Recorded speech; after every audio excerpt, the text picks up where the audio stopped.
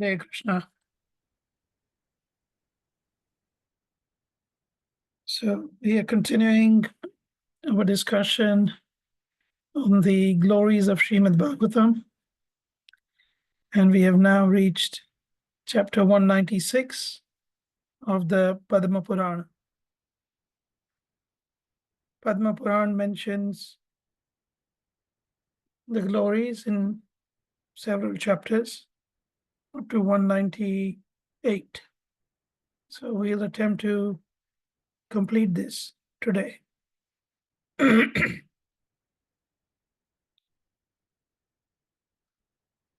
So the last section that we read, we saw that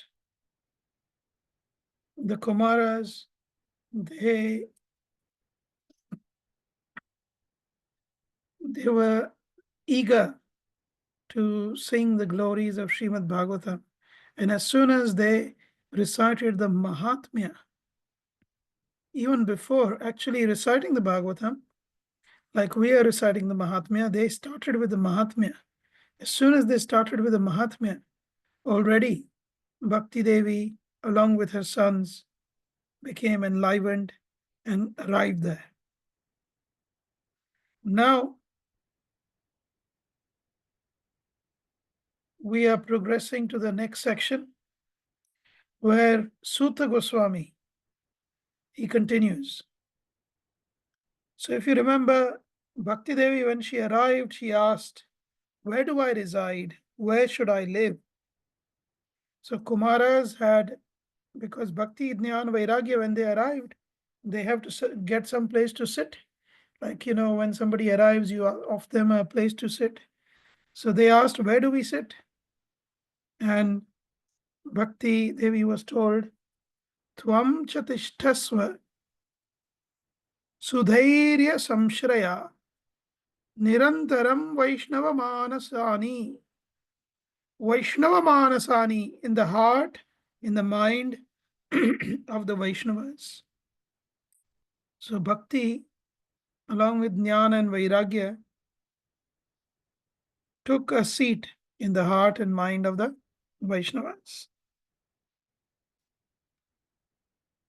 So the continuation now. Atha Vaishnava Chitteshu Drishtva Bhaktim Alaukikim.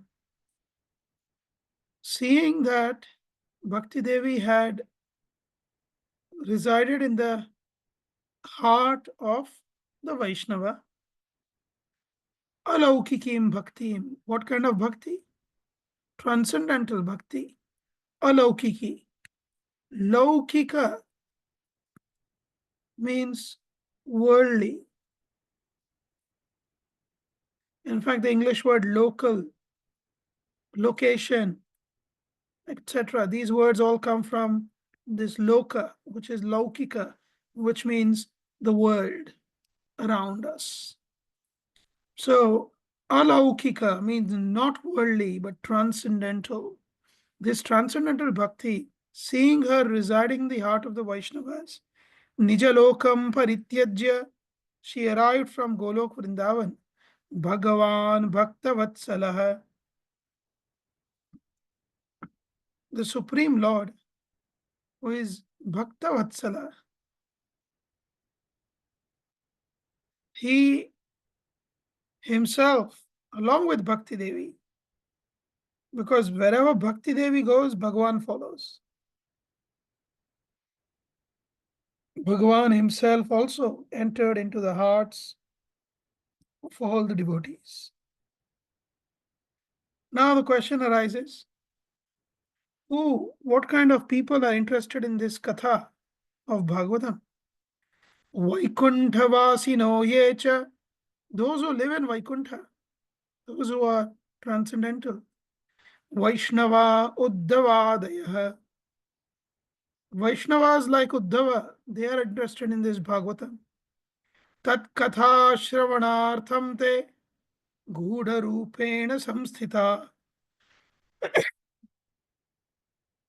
For hearing this katha of Bhagavatam, shravanartham, for hearing this katha, gudha rupena, in a form which is very, very hidden. Gudha means hidden, not visible to the eyes. Uddhava Adi, Uddhava and other Vaishnavas, they all arrived there. All the transcendental devotees from Vaikuntha, from Goloka, they all arrived to hear this Bhagavad Katha, which Kumaras were going to start reciting the Bhagavatam, the Srimad Bhagavatam. We see that Srila Prabhupada once devotees in London, they booked the Conway Hall, which is in Holborn. And Soho Street, they used to do their um, annual patrons program in Conway Hall. I'm not sure if they still do it in that location, but it's in Holborn. And they booked the Conway Hall and they distributed leaflets inviting hundreds of people on the Oxford Street. But only 3 people arrived when Srila Prabhupada came.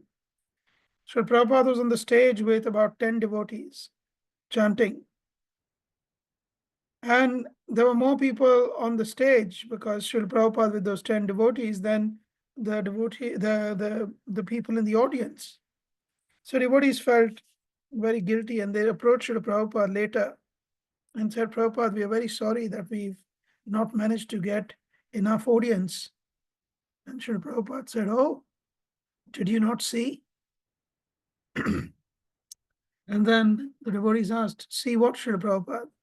And he said, Narad Muni was there. Uddhava was there. So one might think, what is the evidence of what Prabhupada said? Here is the evidence. Vaikuntha Vasino Yecha Vaishnava Uddhavadaya. Uddhavas and others, they immediately come. Tat Katha Shravanartham te Gudha Rupena Samsthita. When Katha is spoken purely, immediately they arrive. So Uddhava and others, they listen to the Katha in disguise. They all shouted, all glories, when they saw the Lord appear. Narada is then asking the Kumaras a very important question. What kind of individuals can be saved through this Bhagavat, Srimad Bhagavata Yajna? And Kumaras reply, all varieties of sinful people. Somebody who is impure in mind, somebody who is wicked-hearted, they will all attain purity in 7 days. Now, if you recollect, Kumara said that we will, just like if you recollect previous sessions, Lord Shiva listens to the Bhagavatam 1 year, Brahma 1 month. Sorry, Brahma 1 week, and Vishnu 1 month, and he repeats every month. Now, Kumaras, they said that now that Kali Yuga has started and people don't have much stamina or ability to hear, you can speak Bhagavatam in a week's time. So they were set there for speaking Bhagavatam in a week, Kumaras. So all would attain purity in hearing that Bhagavatam from a pure source in a week's time. This is what they say. Now the question was from Narada, what kind of individuals can be saved through this Srimad Bhagavata Yajna? In response, the Kumaras speak a beautiful story. Please listen carefully. It's a very nice pastime. The story of a Brahmana named Atmadev. He lived on the banks of river Tungabhadra. This river is still there in the state of Karnataka, which is below Maharashtra in India. He had a wife by the name of Dhundhuli. Dhundhuli literally means confused. Confused about the real goal of life.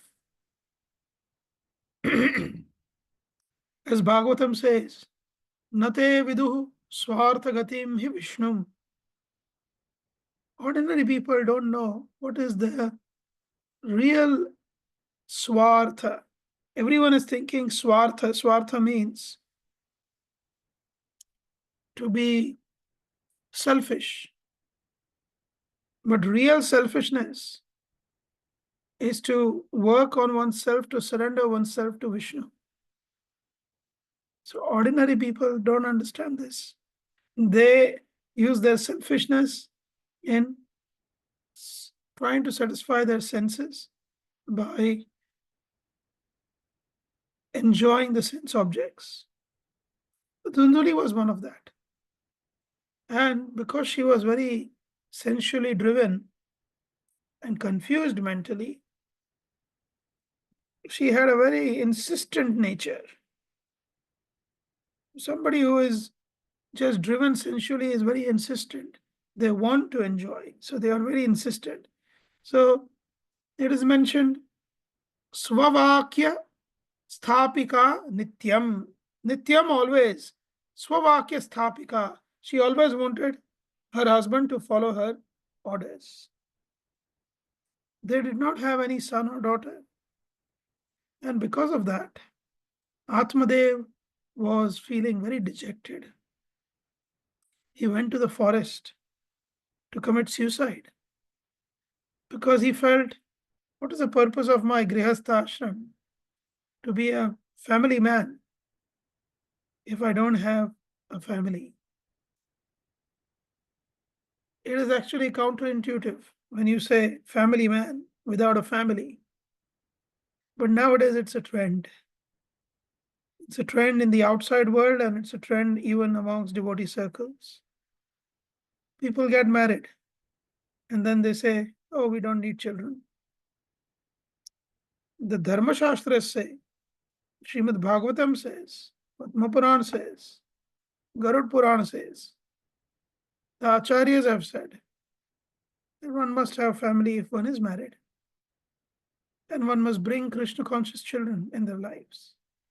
So Atmadev was dejected because he did not have any children. He went to the forest to commit suicide.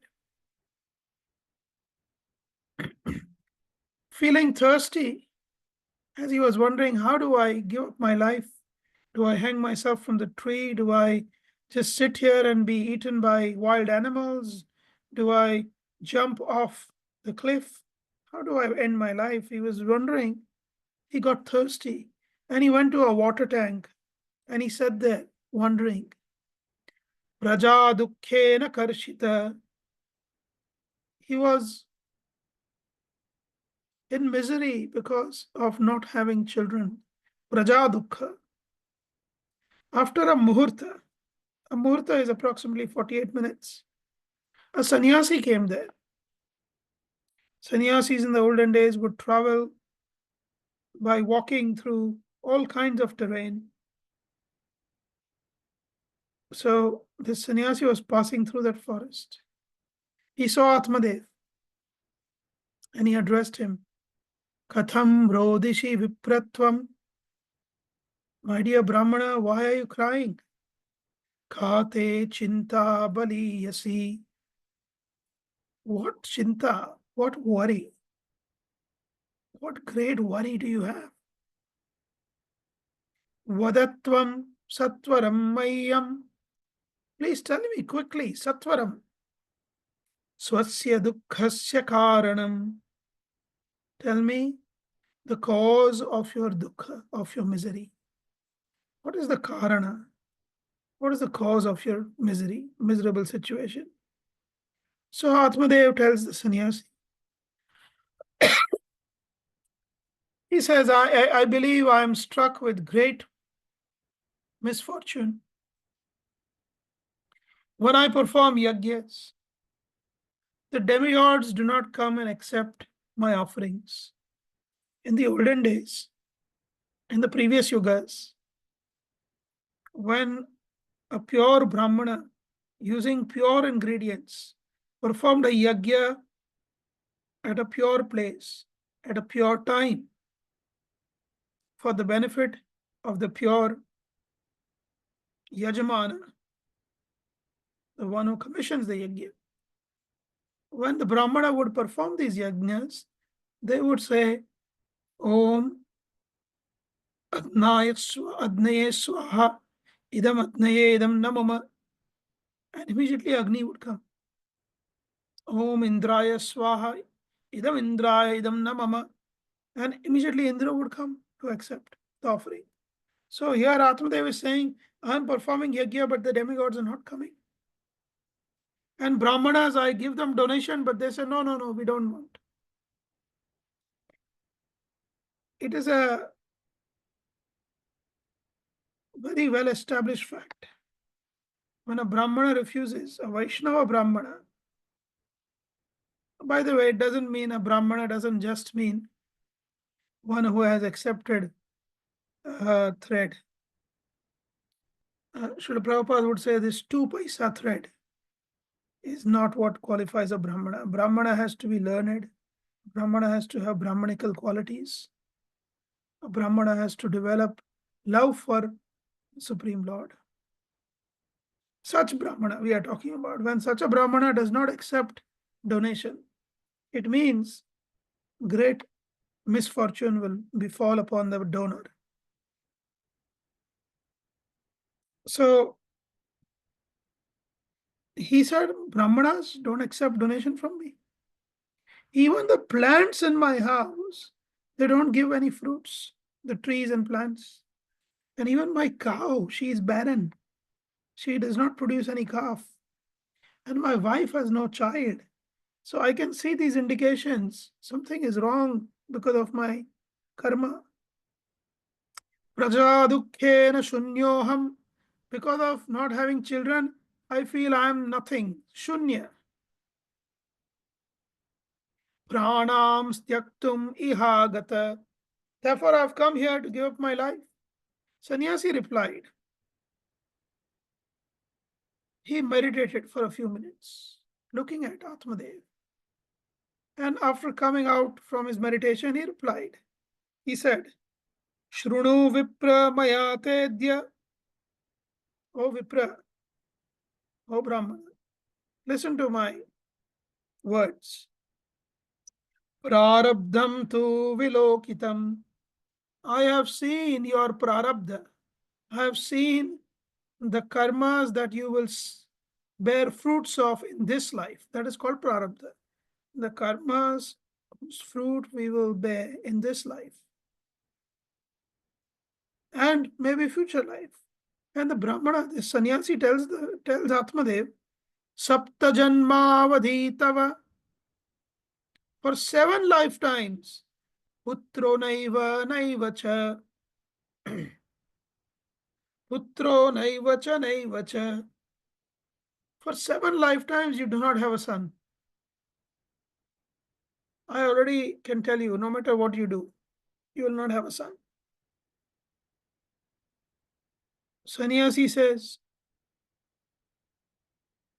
actually, having a son in itself is not a big deal. Santate Sagaro Dukkham. King Sagara, he had 60,000 sons. The oldest was Anjasa. We read about him in the 9th canto of Bhagavatam. And this Anjasa and his 59,999 brothers, they went to Kapila Muni and they thought Kapila Muni was a thief because Indra stole away the horse of sacrifice and put the horse in the ashram of Kapila Muni. And these foolish sons of Sagara, they tried to fight with Kapila, considering Kapila to be a thief. As a result of Kapila's anger, they were all burnt into ashes. So Sagara had 60,000 sons, but all foolish. Anga married a wife named Sunitha, who was the daughter of death personified. So Anga and Sunitha, they were extremely eager to have a child. And what kind of child did they have? They had Vena. Vena was the most notorious demoniac ruler, tyrannical ruler. So, santate sagaro dukkham, the sannyasi is telling Atmadev, you are eager to have a son, but having a son you think is the joy of life. What happened to Sagara? He was unhappy. He had so many sons.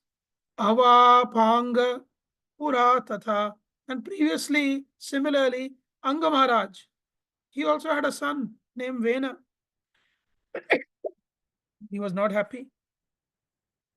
So my instruction to you is Re Munchadya Kutumbasham Kutumba Asham. The Asha, the hope of Kutumba, of family life. Re, oh, Muncha, give up, Adya, now itself, at this moment. Give up your desire to have children. Sannyase sarvatha sukham. Sannyase sarvatha sukham. You will be happy being a sannyasi. Recently, His Holiness Radhanath Swami Maharaj was in the UK sometime in uh, March. He came and he gave only one public address. And somebody asked a question from the audience after the class. And the question was, one lady asked the question.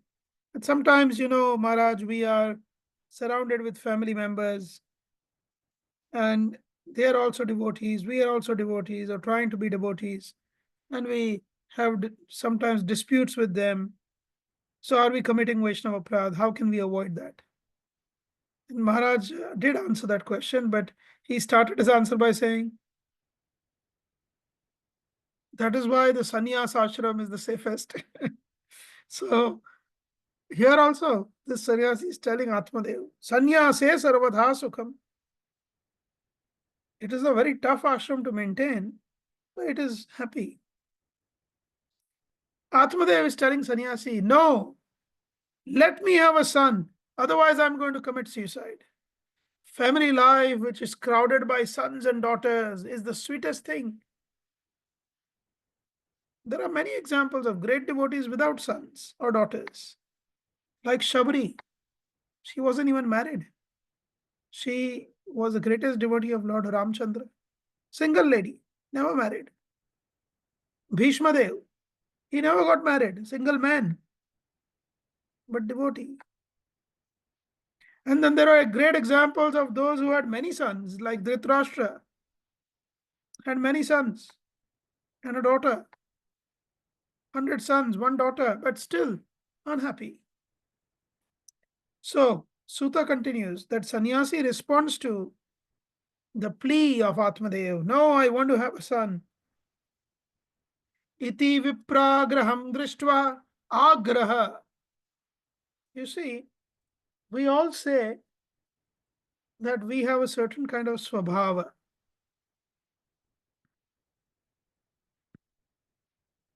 Swabhava. The Bhagavatam actually says, 11th canto, how we can change our swabhava, how we can change our nature. It's very difficult, first of all, to change our nature. But there is one little nugget of formula that is given by Bhagavan himself on how we can change our nature. Nature is very difficult to change. But if you truly desire to change your nature, then Bhagavan says, start giving up agraha. You know what is agraha? I want it this way. It must be this way because I want it. If somebody says this to me, I will say this back. If somebody does this to me, I will do this back. I must watch football. I must watch this. I must do this. I must eat this. This must, this agraha, it must be. This is because of our svabhava. And if we give up this nature of agraha, if we say, Mind is saying, I must. Okay, I'll let go. Slowly through practice, then one's swabhava changes.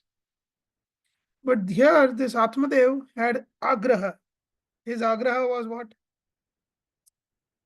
I want a son, and if I don't get a son, I'm going to commit suicide. Even after the sannyasi said, I do not see a son in your prarabdha at all. Iti vipragraham drishtva, seeing his agraha, his hatha, which means his uncompromising demand, prabhavit sa tapodhana, that sannyasi whose wealth was his tapasya, tapodhana, he spoke, he replied, Chitraketur gata kashtam. Chitraketu Maharaj, he had many queens, and his foremost queen was Kritadyuti. He loved her the most. And they did not have a son, a prince. And they insisted to Angira Muni, Angira Muni, please give us the boon that we have a son. And as a result, Angira gave a boon to have a son. But he said the name of the son will be Harsha Shoka. Harsha means he will give you happiness. Shoka means he will give you misery. Chitraketu gata kashtam vidhi lekha vimarjanat. Vimarjanat, because of changing vidhi lekha, what has been ordained in your karma. You try to change that and you will get kashta. This is how it works. If you try to change what is not ordained, it may change also. See, there are two aspects to this. You can change, but if you change it, the result will not be positive. It will bring misery. So it's Chaitanya.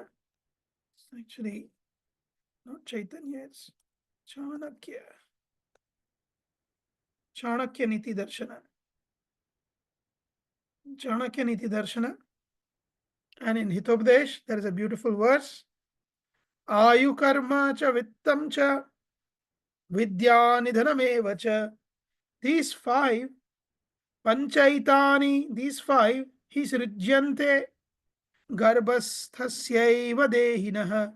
These five are determined at the time the living entity enters into the womb of the mother. The moment we entered the womb of the mother, these five were predetermined. Why? Because these five are results of previous life. So, what are these five? Ayu. What is the duration of the number of breaths that I will take? Some people think Ayu is number of years and minutes and seconds, but Shastras explain it is number of breath. That is why the yogis, they control their breath. If you could reduce the frequency of your breathing, then you are going to live longer. That is what pranayam does. Deep breathing, slow in, slow out. You extend your life. Srila Prabhupada would sometimes look at the joggers on the beach, Venice Beach in California, and he would say, they are running towards their deaths because they are breathing so heavily. So the more life breath you expend, to that degree you reduce your life. So Ayu is determined. The number of breaths we take in this body is predetermined. Karma, the kind of actions we perform, the work we perform, is predetermined. Kind of work. So the tendencies of work are predetermined. It does not mean exactly which job, where, which place, not like that. The tendencies of the kind of work we will perform. With them, the amount of wealth that will stay with us is predetermined. You may earn a lot, you will lose it all. Or you are not working at all, but somehow you are getting the money.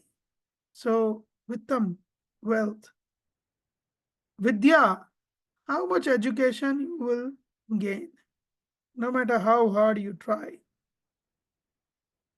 And by the way, there are no correlations that if you have high Ayu, then you will have high Vitta. If you have high Vidya, then you will have high Vittam. There's no such correlations. If you are very educated, you have a lot of wealth. No. Or if you have a lot of wealth, then you have a long life. No. So no such correlations. Finally, Nidhanam evacha, how you will die. You'll die of heart attack. You'll die of cancer. You'll die of diabetes. You'll die of kidney failure. You die of pneumonia. So many other things. How you will die is predetermined. Although you can still have premature death. Possible.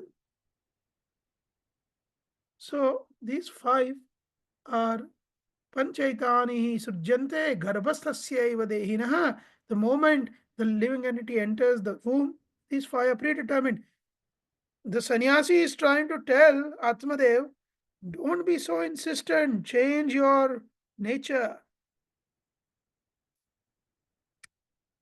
Even in Garud Puran, same verses there. And I've given the references. Ayu karma cha vittam cha vidyanidhanam eva cha panchaitani vivichyante jayamanasya dehinah. When one takes the body, immediately these five are predetermined. Does it mean we should not even act? Does it mean we should not bother? If everything is predetermined, then why bother? No, it doesn't work like that. The maximum potential is predetermined. But the actions required to reach that maximum potential is down to us. I am saying in the simplest of words. The maximum potential is predetermined. If you are going to earn so much wealth, it is predetermined that this will be the highest limit. But if you are a lazy person, you may only get this much. Although you could have reached that point. And if you are an overzealous person, too ambitious, and you keep pushing, you may come here. And then you will lose and drop down back here. So, this is how karma works. Now, in Shukraniti, there is a beautiful few verses and the commentary, and I will just summarize all this commentary. We will not have time. It says that this predetermination is also called as Daiva. We all have elements of Daiva, and Daiva operates through Kala. Kala means time. Pratikula, Anukula, Bhyam, two types, Pratikula and Anukula. Pratikula means unfavorable, Anukula means favorable. Halabhyam cha nrupopyata. Even a king will face favorable and unfavorable times. You see, somebody might have a lot of money, but they cannot enjoy because their health circumstances don't allow them to enjoy. They go through so many surgeries and so many health challenges. He may be very wealthy, but he cannot even have a single piece of sugary substance because he has diabetes. Or he cannot eat nice sumptuous meal because he has heart disease or something like that. So money, education, being born in a good family or a good country, these are all independent items. Pratikul and Anukul. This Daiva or your fortune, or sometimes people call it faith, but that's not the most appropriate word to use. It will produce either favorable or unfavorable results. And even in those favorable and unfavorable, there are three categories, 3 degrees. What are the degrees? Ishat. Ishat means little, madhyama means medium, and adhika means much. Ishan madhyadhikabhyancha tridha daivam vichintayet. These three are daiva, or your fate, or your fortune. And then there are some examples given. Ravanasya cha bhishmade vanabhange cha gograhe. Ravan was so powerful, but because his daiva was pratikul, pratikul means unfavorable, his fortune was unfavorable. Vanabhange, his beautiful Ashoka Van, was destroyed. By whom? Akasmad Vanaran, by the monkey, member of a monkey family, Hanuman. Hanuman, in one sense, is a monkey, could destroy Ravana's personal garden, Ashoka Van. Ordinary monkey, how could some monkey do that? Of course, Hanuman was no ordinary monkey. But the example is given that Ravana, being such a powerful person, could not stop. Similarly, Bhishma and others, they attacked the kingdom of Virat in Mahabharata. And at that time, the five Pandavas were living in disguise under the king of Virat. And Arjuna was Bruhadnala. He was a dance teacher uh, in the kingdom of Virat. And he had assumed the form of a woman. So when Bhishma and others, they attacked the Kauravas, and led by Bhishma Dev, attacked Virat kingdom to loot the cows of the king of Virat. They wanted all the cows from the cow pen. Arjuna alone fought the entire Kaurava army along with Bhishma and defeated them. Not on the battlefield of Kurukshetra, but it already happened before that. How? Because that time, at that moment, the fate was pratikula, unfavorable for Bhishma and favorable for Arjuna. Go grahe means when Bhishma tried to grab the cows away, take the cows away, when Ravana could not protect the forest, Ashoka forest. And in one sense, Arjuna was just like an ordinary person. And Bhishma could not protect along with all the Kauravas. He could not defeat Arjuna. Kalanukulyam vispashtam. It is clear that when the time was favorable, anukulya, raghavasya arjunasya cha, that Ram, even with support of monkeys and bears, he could defeat Ravana. Arjuna, although himself playing the role of a servant of a king, Virata, he could single-handedly defeat Bhishma and others. So the conclusion that Shukraniti gives is Anukule yadadaive kriya alpa suphala bhavet.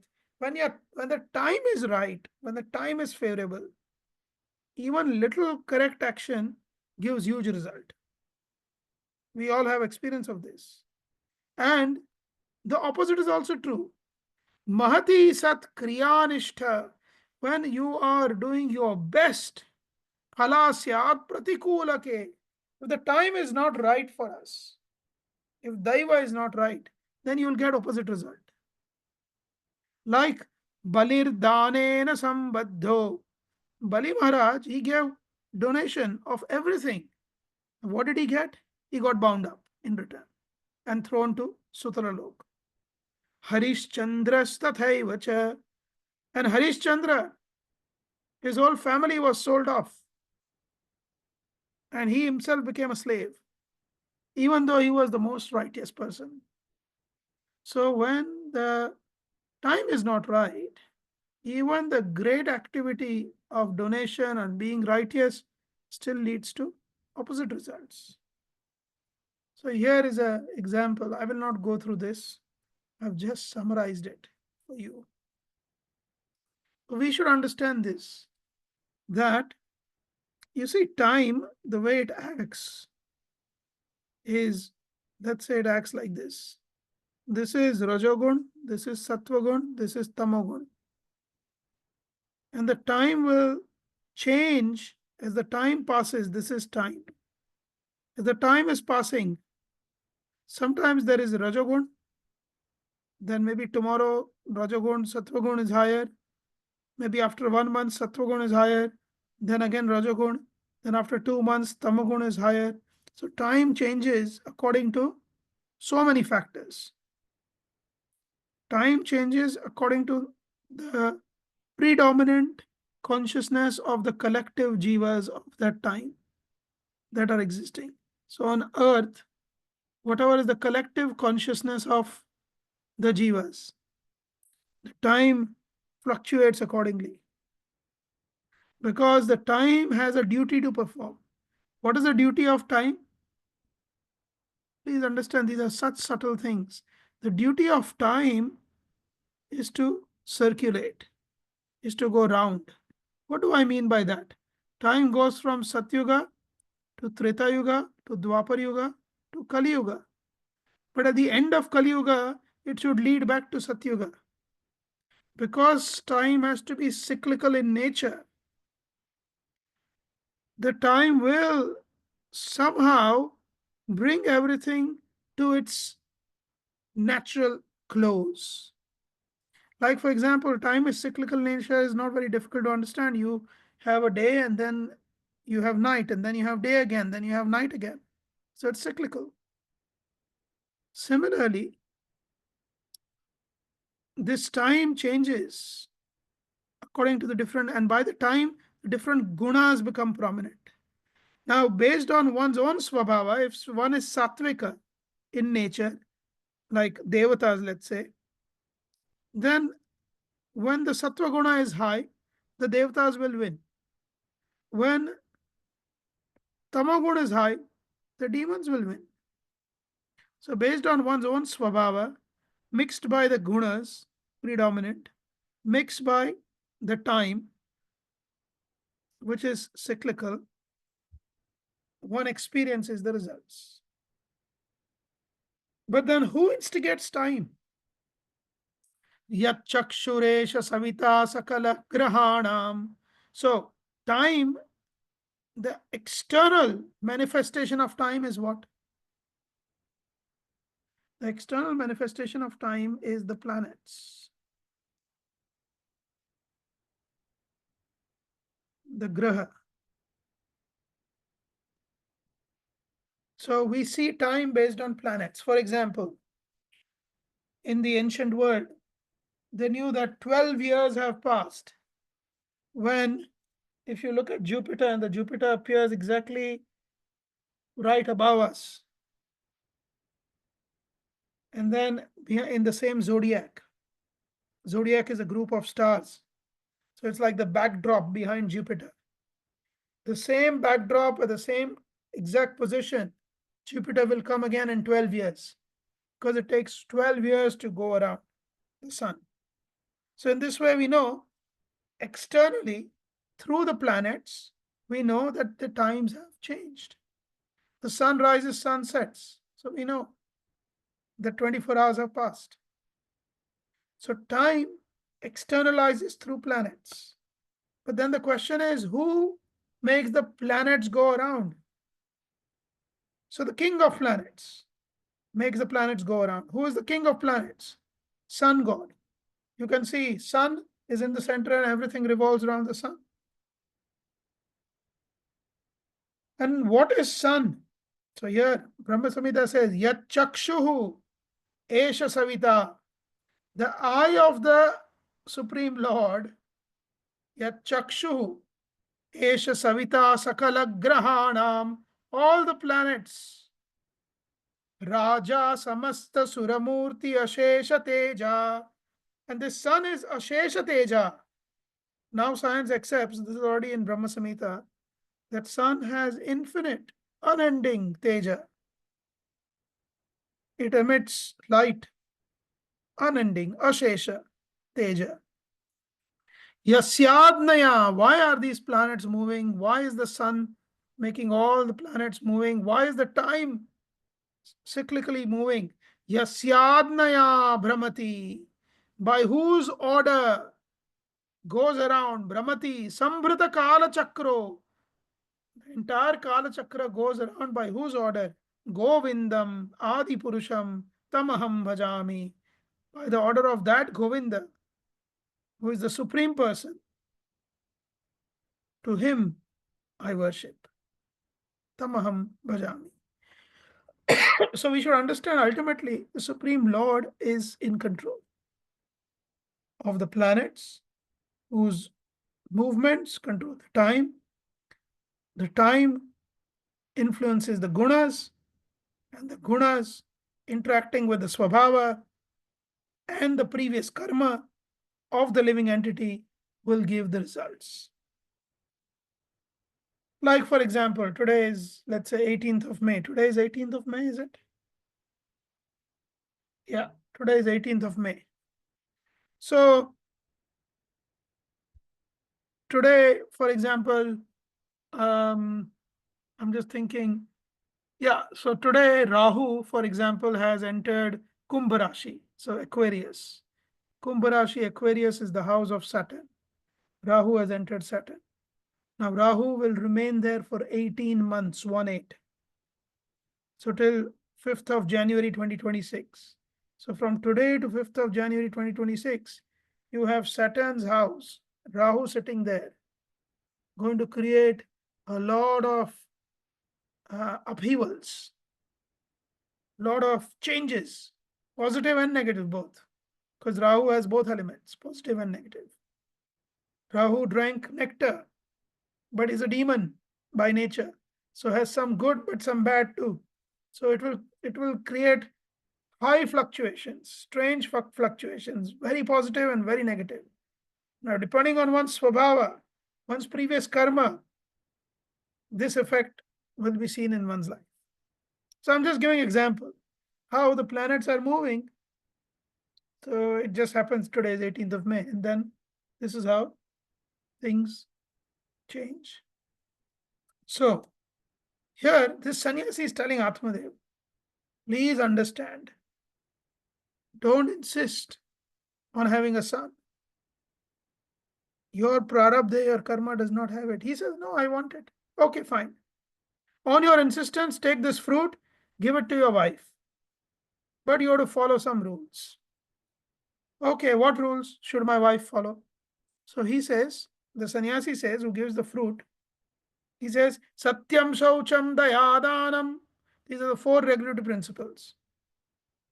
No meat eating, no intoxication, no illicit sex, no gambling. Eka bhaktam tu bhojanam. Eka bhaktam means eating once in a day. Varshavadhi striya karyam.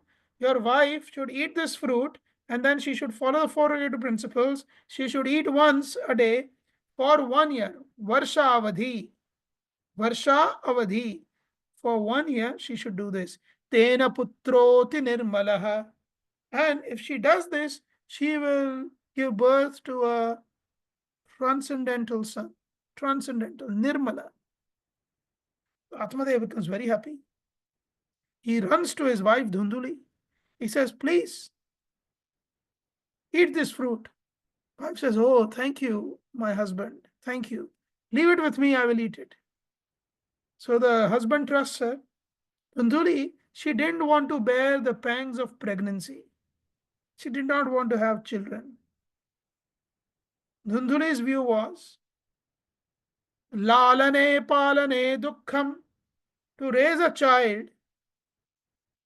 Lalane means to look after, to nourish. Palane means to protect. So lalane palane means to raise a child. Dukkham is so much misery. How will I raise the child? Child is so demanding. It will cost so much. I will have to spend so much time away from what I like doing myself. And on top of all this, prasutayascha vartate. Prasuta means the pregnancy, the delivery of the baby, and the whole pregnancy period is so uncertain. I don't want to go through this pain of having to bear a child. First of all, get pregnant, then deliver the baby, then look after the baby. I mean, it's too much. Unfortunately, many people in Kali Yuga have this dhundhuli kind of mindset. The husbands and the wives both.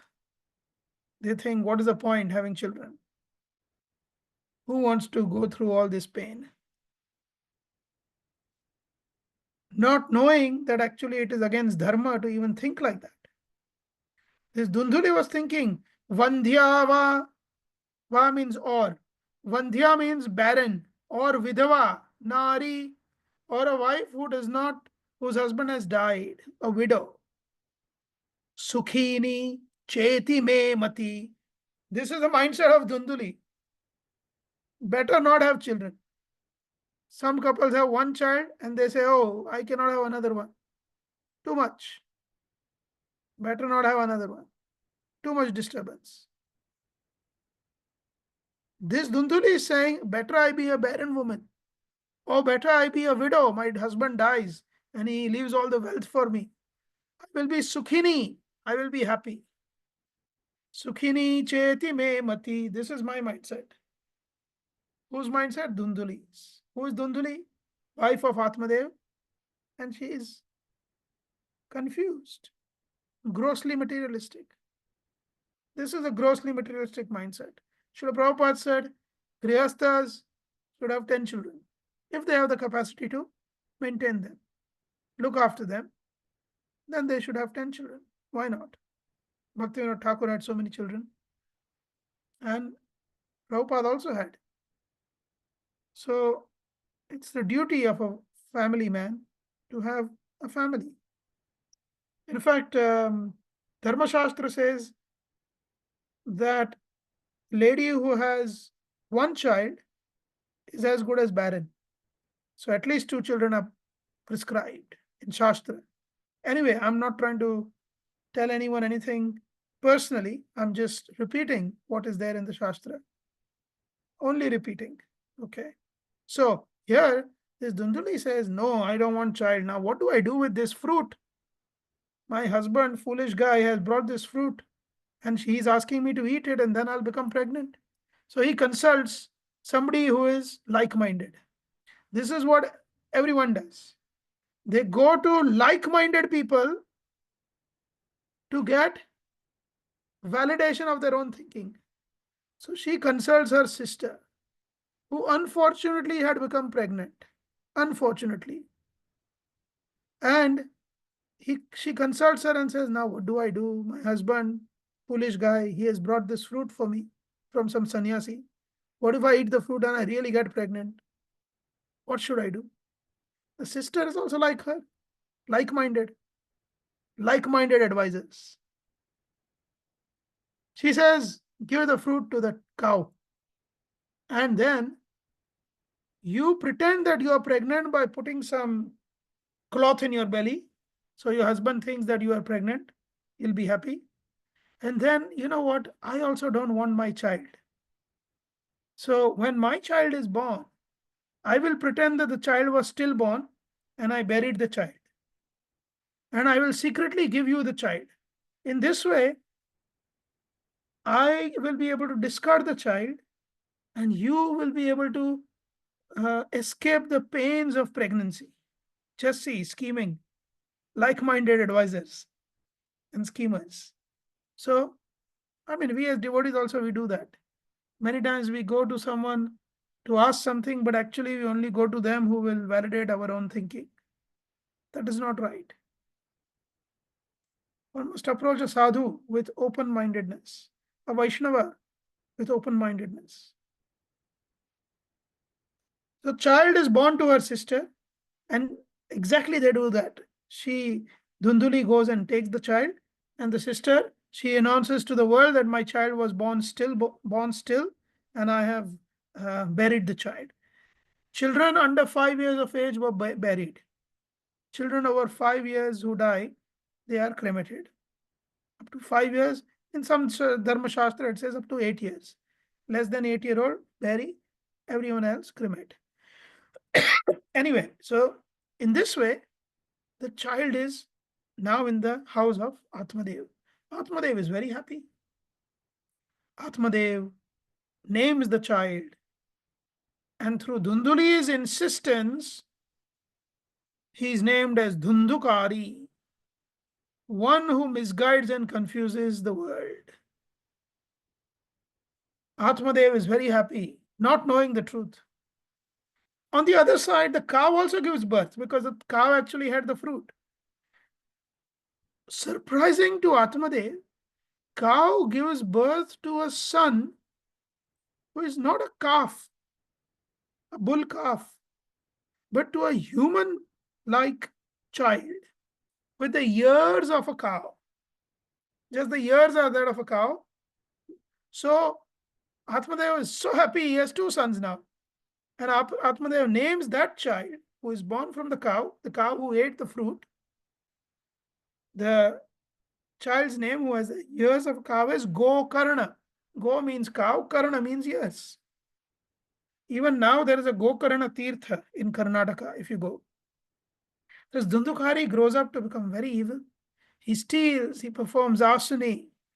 He loves murdering young children, even when he is playing with his classmates. When he gets defeated, he tricks them to go with them to the lake or to the well, and then he drowns them, and he has this sadistic enjoyment seeing them breathe their last. He gambles away. So he is a complete impious character, Dhundukari. Evil personified. He spent all the property. When he grew up, he spends everything that Atmadev possessed to the prostitutes. Atmadev was very sad to see this. All his property was lost. He became so miserable. He approached. Once he was thinking to himself, Kvatishtami, kvagachami. Where do I stay? Where do I go? Ko me dukkham vyapohayet. Who will give me relief from my misery? Pranam styajami dukkhena. Should I give up my life because of this miserable situation? Ha kashtam mama samsthitam. Oh, why such misery has befallen me? Of course, the sannyasi had already predicted.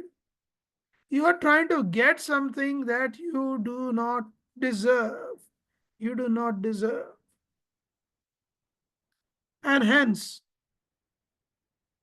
the response will not be happy. Atmadev, to his rescue comes his son Gokarna. Tadanim tu samagatya. At that time, there, a personality arrived. Who was that? Gokarno jnana samyuta. Gokarna arrived, who was full of knowledge. Bodhayamasa janakam. And he spoke to his father. Vairagyam paridarshayan. Encouraging him to become renounced. He said, my dear father, this is indication that you need to give up family life.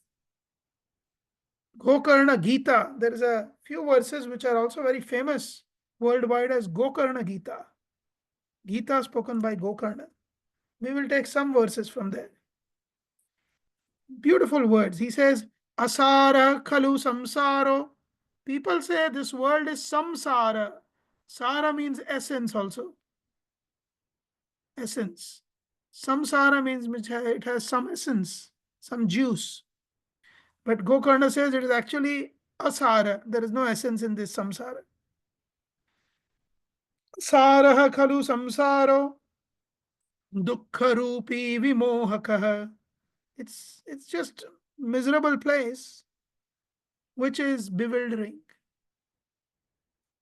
As Siddhanta Saraswati Thakur said, this world is not a place for a gentleman to live. As Srila Prabhupada would quote so many times, Dukkhalayam Ashashvatam. This place is full of misery and temporary, this world. So this is what he says to his father Gokarna.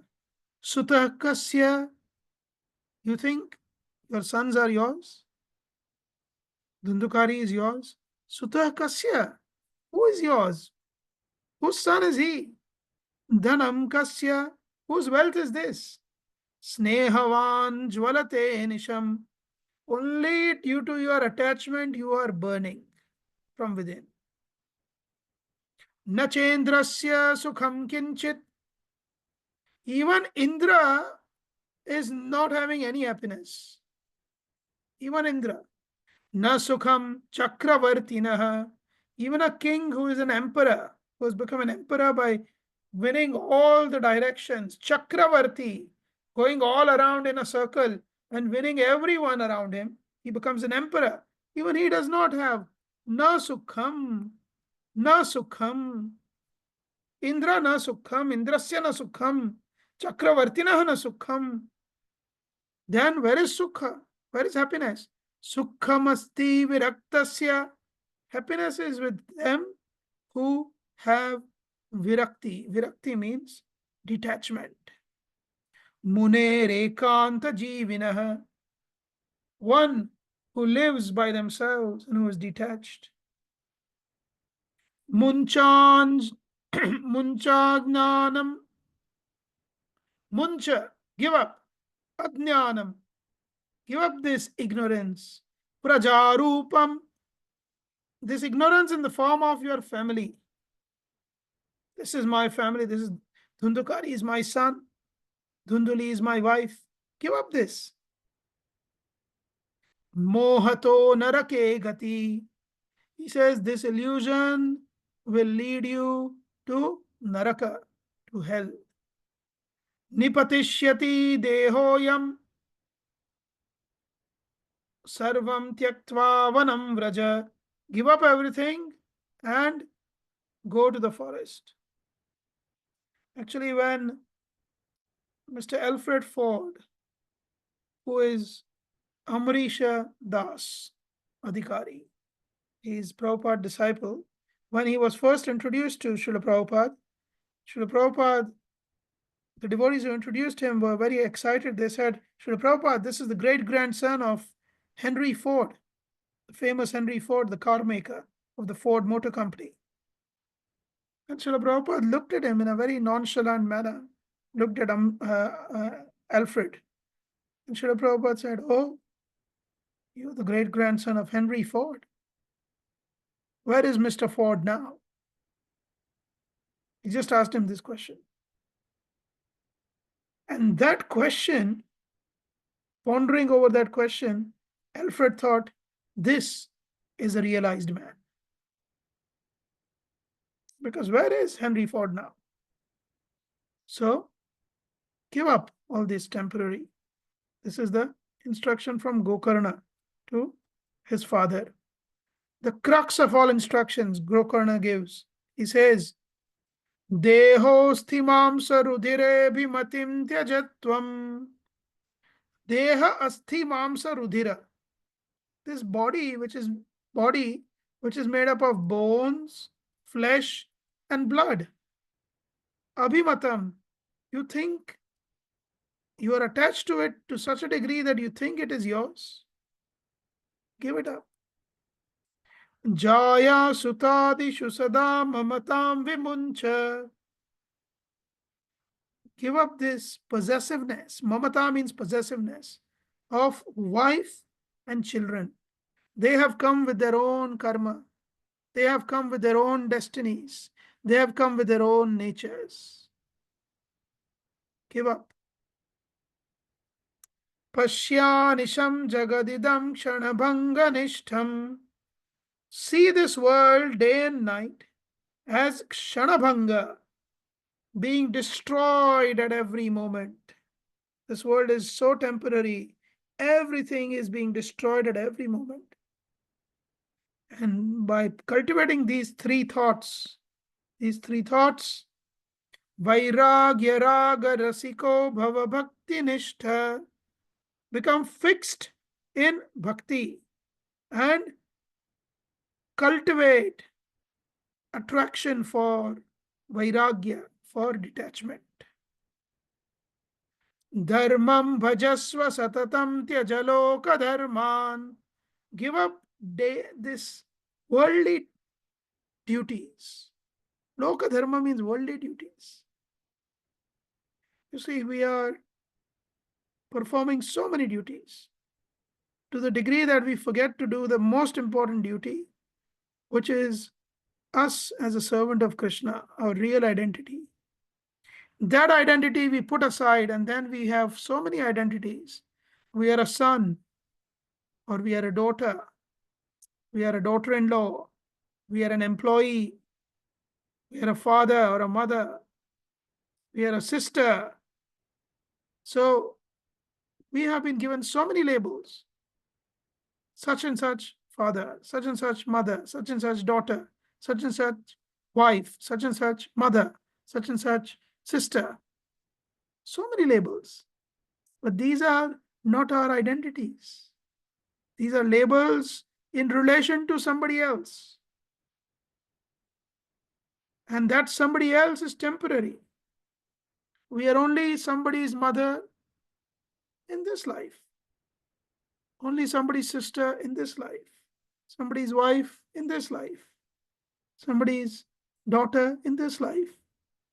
Next life, another father, another husband, another child, another sister, another brother. So that's not our permanent identity. Our permanent identity is as a servant of the servant of the servant of Krishna. And that dharma is the real dharma. So Gokarna says, follow that dharma. You have consumed yourself following loka dharma. Loka means identity is given by the world to you. We have to be in the world, but we don't have to be of the world. So we have to act dutifully in relation to all these relationships that we have, but not forgetting, not compromising, not belittling, not making secondary the primary relationship that we cultivate, which is to serve Krishna. Sevasva, serve. Serve whom? Sadhu Purushan, serves the Vaishnavas. Jahi Kama Trishnam. If you don't serve Vaishnavas, you will serve still. Who will you serve? Kama Trishnam. You will serve your own desires. If one has to take some difficulty for serving some Vaishnava, one immediately feels, no, I cannot do this. I do not have time. Recently, I had a situation where some Vaishnava was saying, can you please help me with some transport, something? And one devotee, he said, no, Prabhu, I'm too busy. I cannot do it. Then I found out later that that devotee had gone to watch a movie. So it was a practical realization for me that this devotee, instead of serving Vaishnava, he served his senses. So this is the practical realization of this statement. We will all serve, no matter what we do. We are serving all the time. The choice is sadhu purushan jahi kama trishna. Give up this thirst for sensual enjoyment, sense enjoyment, and instead use that seva bhav, that mood to serve, for serving the sadhus. Anyasya dosha guna chintanam ashu muktva. Stop thinking about the faults and the good qualities of others. You see, we are too quick to find faults and too quick to find good qualities. If somebody does a kind act which is pleasing to us, we think, oh, this person is so nice. Only until after a few days, few months, few years, they do one unkind act which is not likable by us, and we say, oh, this person has so much fault. Anyasya dosha guna chintanam ashu muktva, give up. Anyasya dosha guna chintanam. Swasya is okay. You can have your own dosha guna chintanam. Give up other people's dosha guna chintanam. It's easy to say than to do. Huh? Seva kathara samaho nitaram pibatvam. How do I do all of the above? They seem to be difficult. Absorb. You should leave with no time. Seva, service to the sadhus, katha, katha of the Lord, rasam. That is the only rasa you should have. Seva, katha, rasamaho, nitaram. Continuously, piba, drink. Drink this rasa, this juice. The juice of seva and katha. In this way, you will be able to do all of the above. So, in essence, he says to his father, Atmadev, Gokarna is telling Atmadev, give up this laukika dharma, worldly duties, which is Bhagavata Prapti Badhaka, which stop you from attaining the Supreme. Instead, perform Bhagavata Dharma, which is Bhagavata Prapti Arthaka, which will help you to attain the Supreme. Atmadev, who was nearly 60 years old, left for the forest, engaged in regularly studying the 10th canto of Srimad Bhagavatam. He attained the Lord when he gave up his body. In this way, Atmadev was liberated by the good guidance of Gokarna. Now, Atmadev is dead. Gokarna has left home. Dhundhuli and Dhundukari are still in the house.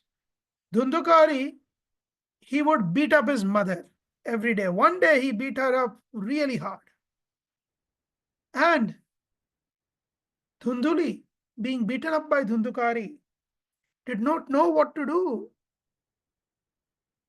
See, when we have difficulties, we also have choices. Very few people in this world will say, I don't have any difficulties. There will be something going on in one's life. Everyone is constantly grappling with their own challenges. We just don't know. When you meet somebody in the temple or somebody outside and you say, hello, sir, good morning, or you say Hare Krishna to somebody in the temple, the person might respond back with a big smile and a Hare Krishna to you. But behind that smile, behind that person, within his heart, within her heart, they are grappling, they are struggling, they are going through so many inner challenges and difficulties. And at that time, everyone has a choice. The choice is, who do we go to? What association we take to resolve those difficulties? And people turn to all kinds of things: violence, sex, drugs, alcohol, even self-harm, or just getting mentally depressed due to loneliness, due to not knowing where to turn to. This is exactly what happened to Dhundhuli. When she got beaten up every day by her son, one day she got really black and blue. She was given, a lot of physical harm by Dhundukari. She did not know how to react. She did not seek out the right association. She did not have satsanga like Atmadev had, satsanga of Gokarna. So she jumped in the well one night and committed suicide. Gokarna left for pilgrimage. Dhundukari lived in his father's house. He brought 5 prostitutes. And he had already run out of money. and the prostitutes weren't happy. So he stole money from the village, from other villages. He became a dacoit. One day, not satisfied with Dhundukari, the 5 prostitutes, they schemed, let us get rid of this guy and we will share all the wealth that he has accumulated. So they strangled him to death after he was drunk in half consciousness. They all 5 of them together strangled him to death. And so that he would not scream out loud while he was being strangled, they put charcoal, burning hot charcoal in his mouth. This is the death of Dhundukari. The prostitutes, they apprehended all the money, and Dhundukari became a preta, a ghost.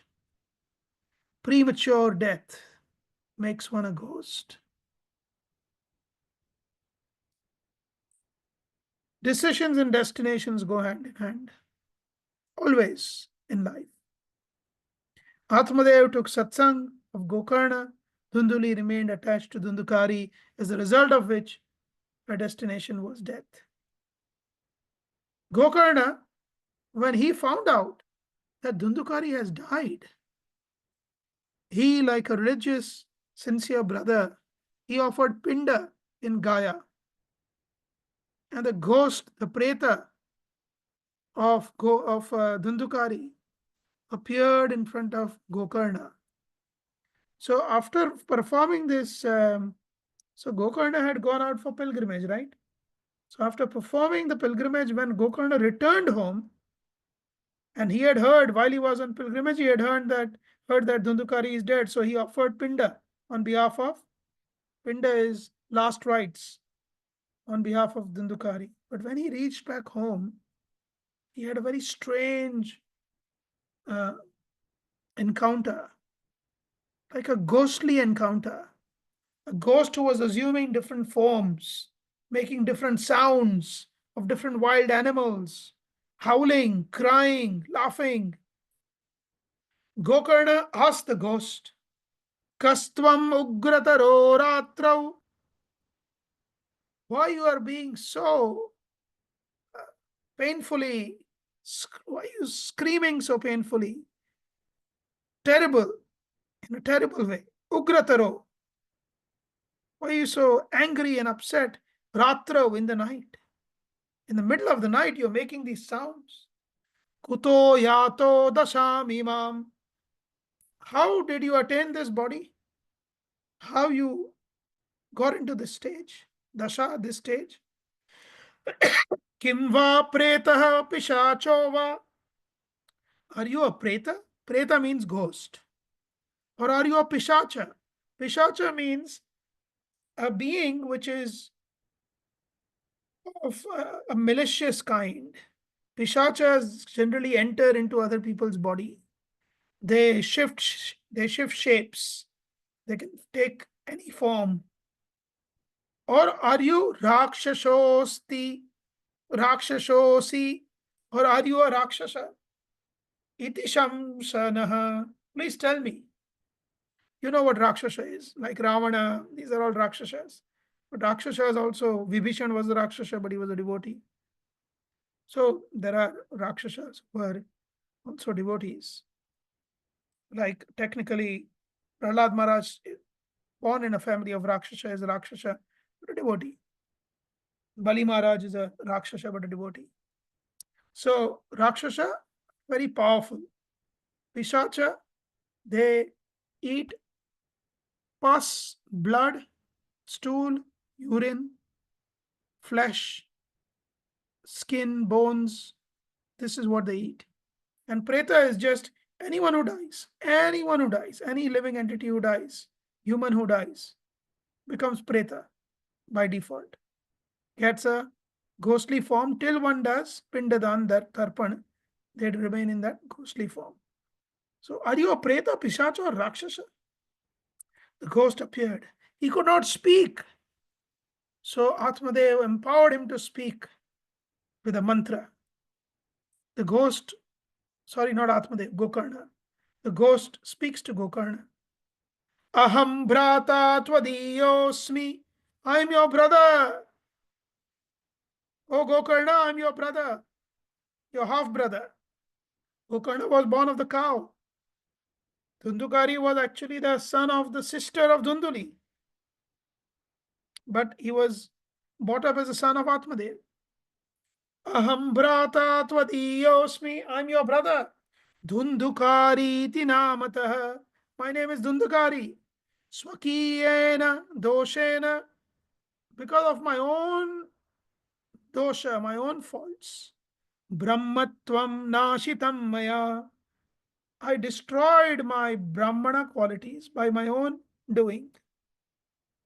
Gokarna said, oh, you are Dhundukari? But wait a minute. I offered Pinda in your name at Gaya. How come you are still not relieved of your body as a ghost, as a preta? So the ghost tells Gokarna, Gaya Shraddha Shatenapi, even hundreds of Shraddha ceremonies, Muktir Mena Bhavishyati, will not release me. So if one dies and one is so sinful, then even hundreds of Shraddha ceremonies will not relieve that person. Upayam aparam kinchit. Please find a different upaya, a different means of relieving me. Tat vicharaya sampratam. Immediately, sampratam. Vicharaya. Please think of some upaya, some means of relieving me. Gokarna asked everyone around, how do I relieve my brother? Finally, he approached the sun god. Sun god recommended reciting Srimad Bhagavatam. 7 days Srimad Bhagavatam Jnana Yajna was organized in the village by Gokarna for 7 days and 7 nights. Dhundukari hid in a bamboo with 7 joints. So you know how bamboo is.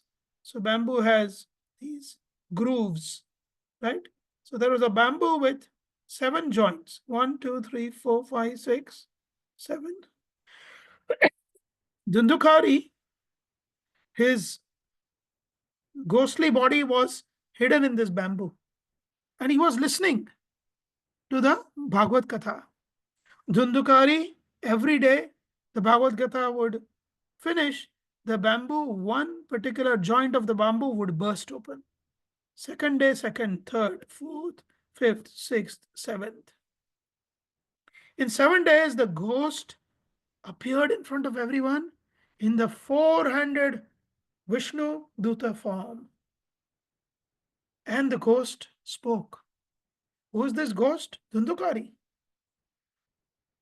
Ardram Shuksham Laghu Sthulam. This is a realized Dhundukari, the liberated Dhundukari, the Vaishnava Dhundukari. How did he have such a huge transformation? Simply by hearing Srimad Bhagavatam. Ardram means wet. Shuksham means dry. Laghu means small. Sthulam means big. Wet, dry, small or big. Vang mana karma bhi kritam shravanam vidahet papam. Just like a piece of wood, log of wood, may be wet or may be dry or may be small or may be big or maybe a combination of this. Fire will destroy any of these kind of logs of wood and turn it into a pile of ash. Similarly, this wood is compared to papa or sin by Dhundukari. What is wet sin? Sin which is fresh. Dry sin which is committed many years ago. Small amount of sin. Big amount of sin. All of this. Ardram shuksham, shushkam, laghu sthulam, papam. Any of this kind of papa, pavakaha, samidho yatha. Just like fire burns samidha wood. Wet wood, dry wood, small wood, big wood. Fire burns, pavakaha burns. Similarly, this Shravanam of this Bhagavad Katha Vidahet. Vidahet burns to ashes completely. All kinds of sins. Now, what is this Shravanam? Shravanam means I'm hearing in the background, I'm hearing the YouTube recordings, I'm listening on and off, switching on and off. This is the kind of listening? No. So he qualifies the word listening with these words. Please listen carefully. He says, Shravanam should be such, Vang, the hearing of the words, Manaha, the hearing which affects the mind through repeated reflection based on what is heard, Karma bhi, and that which converts into action, Kritam. Shravanam Kritam, but what kind of Shravanam Kritam? What kind of Shravana is done? Shravanam done with words, mind, and actions. That kind of Shravanam. Not just lazy listening. When one hears, then meditates, then acts, that kind of listening burns all kinds of sins. Dhundukari then advises, Asthistambham snayubaddham. This body is made up of asthi, bones. Snayu, in English you have the word sinew, which comes from the word snayu in Sanskrit, which is muscles that hold things together. Yeah. So this bones, they are baddham, they are tied together with sinews. Mamsa, and then on top you put some flesh. Shonita lepitam, and then put a covering of blood on that. Charma, charma means put some skin on top of all these bones and the sinews and the flesh. You put some. So this is bones, sinews, flesh with blood. Cover it. Lepitam means to do a lepa. Lepa meaning to, what would you say lepa is? Anyone? Covering. Paste. Paste, but applying the paste. So applying the paste of blood on top. Charma, avanaddham. Avanaddham means stick it together or bag it together in skin so that it does not all fall out. If there was no skin, everything will fall out. So you skin it on top. Like you put your shopping in a plastic bag, like that. Skin it on top. Durgandham. And then what is there inside is foul smell. Durgandham. Patram, it's a pot. It's a pot of foul smell. Mutra, it has kidneys producing urine. Purishayoho, and it has anus from which passes stool. This is the body. Imagine a self-realized ghost describing a human body. So he says, people listen, this is the body. This is what we are attached to. He's really doing a dissection, a medical dissection of the body. Dhundukari's verdict is, Jara shoka vipakartam. This body is going to get old, will give you pains and miseries. And this body is also a temple. Mandira. What kind of mandira? Roga mandiram is a temple of disease. And because it's a temple of disease and the soul is caught inside, the body is also known as aturam. Is actually the sound that comes out of the mouth when one is in pain. You can see old people, like that they're doing. So the body is called aturam. It will only give you Aturam, dushpuram. Dushpuram, difficult to get out of.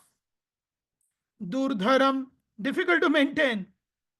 Dushpuram also means difficult to fulfill, make happy. You feed it every day, and every day it wants to be fed again. Durdharam, difficult to maintain. Dushtam, it will make you do all kinds of abominable things. Sadosham, full of fault. Kshanabhangaram, and even after all this, it can finish in a moment, in one moment. This is the body. And what is the destination of this body? Only three destinations. This is a self-realized ghost who has become a Vishnuduta by hearing Srimad Bhagavatam. Hearing means hearing the words, reflecting in the mind, and following in action. That is the kind of hearing Dundukari did, as you saw before. He says this body, Samnatam, is actually known as one of the three. This body is actually one of the three things. It is Krimi, Vid, Bhasma. Krimi means worm. Vid means stool. Bhasma means ash. The destination of this body is one of the three. If you leave the body as it is to decompose, then the body will become food for the worms, maggots. Many years ago, in a garden in my previous property, we had a huge garden, 120 feet. And I was noticing that there were lots of crows coming at the back, and it was bushy at the back, and the front, maybe the front 100 feet were lawn mowed. The rest was like a bush. And in that bushy area, I saw, crows coming. And after a few days, I thought, let me go and check what's there. And I went there and I saw a dead fox, huge fox, dead. And his body was completely opened up, maybe by the crows, and filled with maggots. Even maggots from his eyes, from his mouth, everywhere. His intestines were out. Of course, I had to call the council to get rid of the body. But it was quite a sobering scene in a very strange way, that this verse came to my mind. That actually, your body's ultimate destination, if you leave it to decompose, is worms. If wild animals eat it, if wild animals or crows or birds, some vultures eat your body, the destination of your body is the stool of those animals. You'll come out as the stool of those animals, the body. So vid, stool. And if you're fortunate to be, so if you're buried also, like, the Abrahamic faith, they bury the body, then the body gets eaten by the worms. If you get cremated, then you become Bhasma. And like the Parsis, for example, the Zoroastrians, they feed the body, or the Buddhists, they don't cremate the body. They leave the body open. When I was in Tibet, I saw how there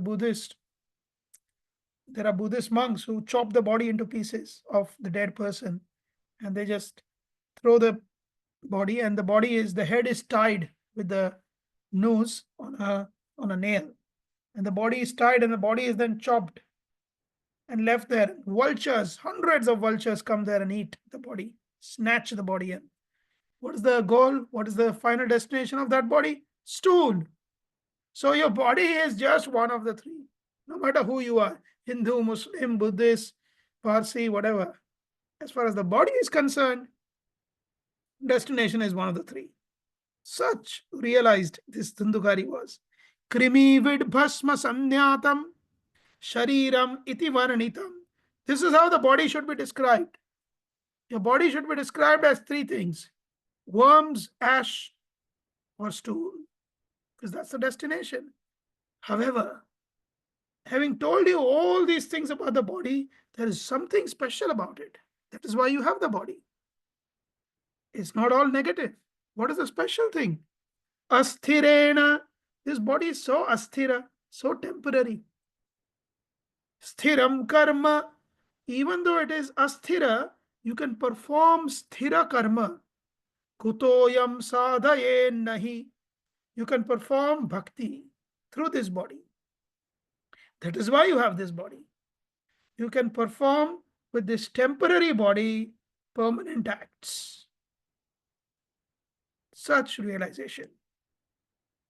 Tundukari then advises, Yat pratah samskrutam ma channam. Every morning you are making breakfast. This Dundukari is saying, Samskrutam means you are preparing. Cha annam, food you are preparing. Pratah, morning food. Morning food means breakfast. You are preparing breakfast every day. Sayam tacha vinashyati. The food you prepared in the morning will start becoming putrid, will start to become stale by the evening. Tadiya rasa sampushte. The same food, the juice of the same food, the nourishment from the same food, which cannot even last one day without starting to go bad, go off. The rasa of that, the rasa means the essence of that food.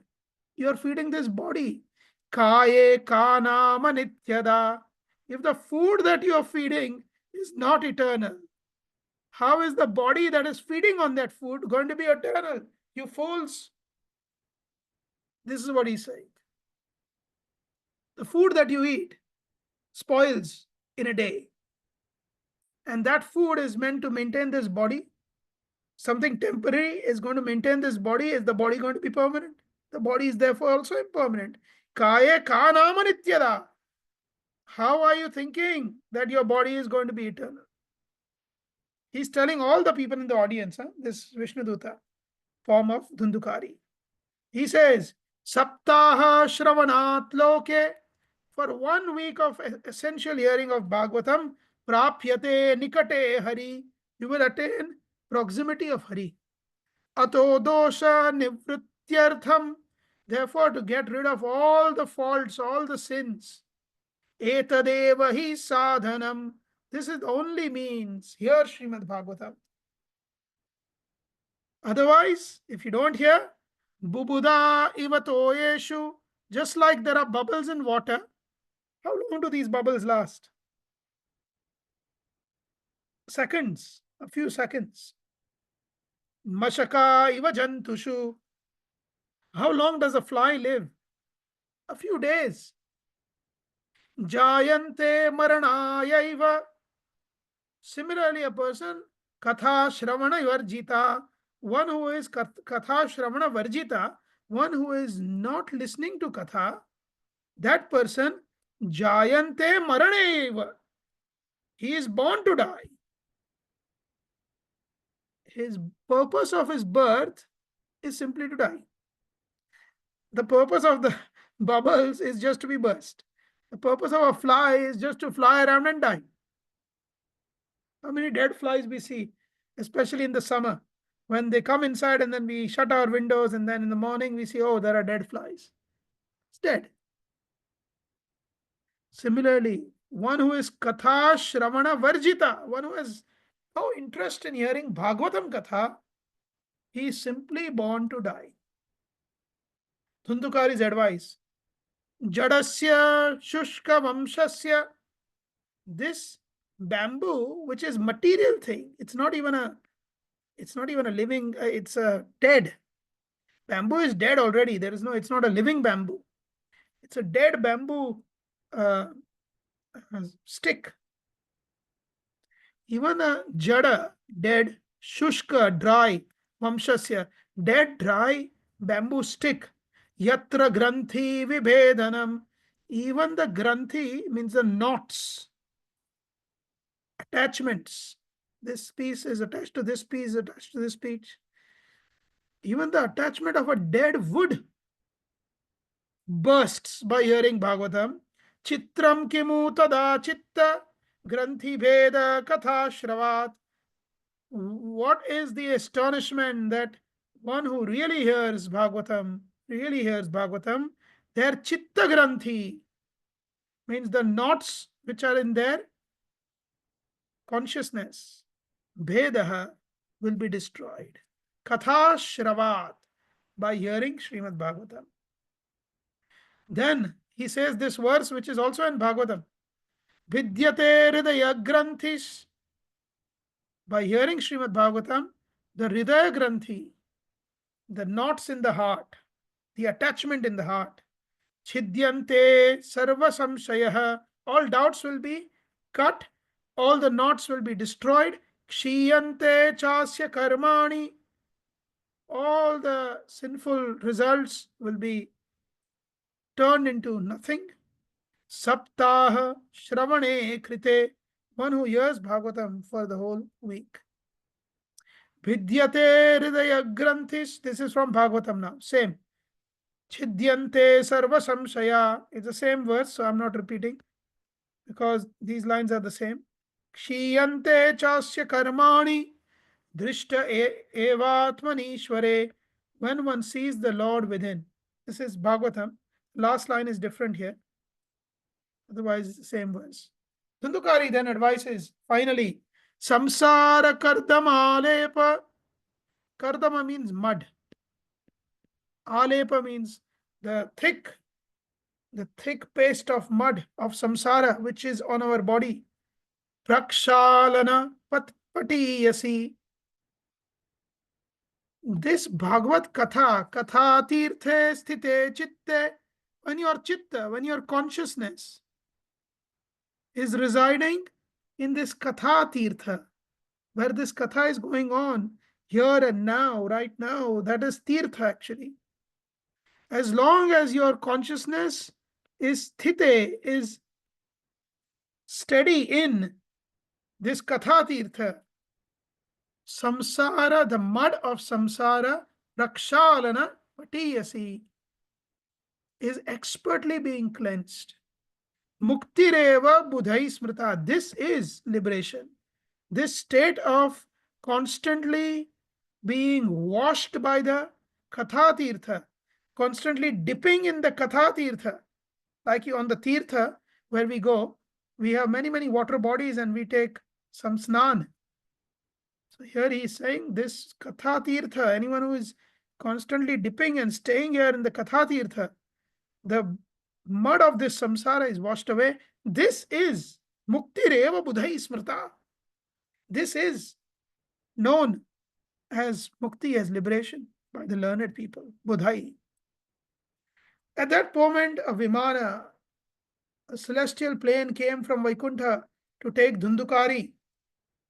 And when the celestial plane came, Gokarna was astonished along with all the people who were listening to the Bhagavad Katha. And they were astonished because only one plane came, only to take Dhundukari. But Katha was heard by everyone. Now this is a strange occurrence. So Gokarna is asking the Vishnu Dutas, Atraiva Bahavaha Santi. There are many Bahavaha. Atraiva. Here there are many people. Shrotaro, listeners. There are many listeners. Mama Nirmala. These are my very simple-minded listeners. Anitani Vimanani. Natesham Yugapat Kuta. Yugapat means simultaneously. Anitani Vimanani Natesham Kuta. Why have you not brought airplanes for all of them simultaneously? There are so many listeners here. Shravanam Samabhagena, the Vishnu Dutas are being addressed by Gokarna. They have all heard Bhagavatam similarly. Samabhagena. Shravanam Samabhagena Sarvesham Iha Drishyate. I can see that they were all listening. Halabheda Kuto Jata. Then why the result is different? He gets to go to Vaikuntha. What is wrong with all of us? Prabhuvantu Hari Priya. Oh Hari Priya.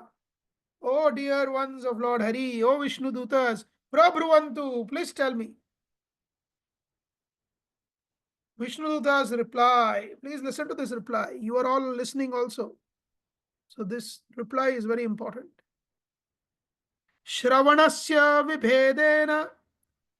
The Vishnudas say, yes, everyone in the audience was a listener, but then everyone is a different kind of listener. Phalabhedopi samsthita.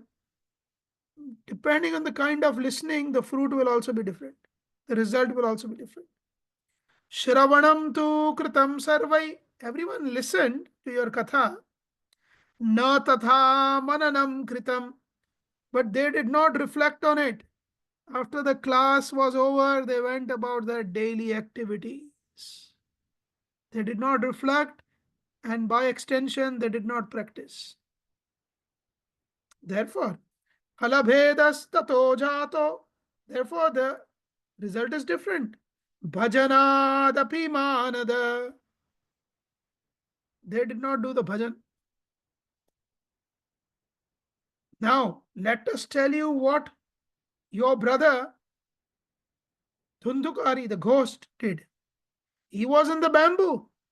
He was in the body of a ghost. He could not eat. He did not even get out of the bamboo. Saptaratram uposhyaiva. For 7 days and nights, while he was hearing the katha, and even after the katha was over, he remained there in complete fast. Pretena shravanam kritam. Completely absorbed. Mananadi tathatena.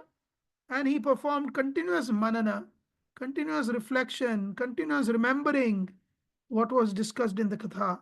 Staying there, no food, no water, fully absorbed. Sthira chitte, with one pointed consciousness.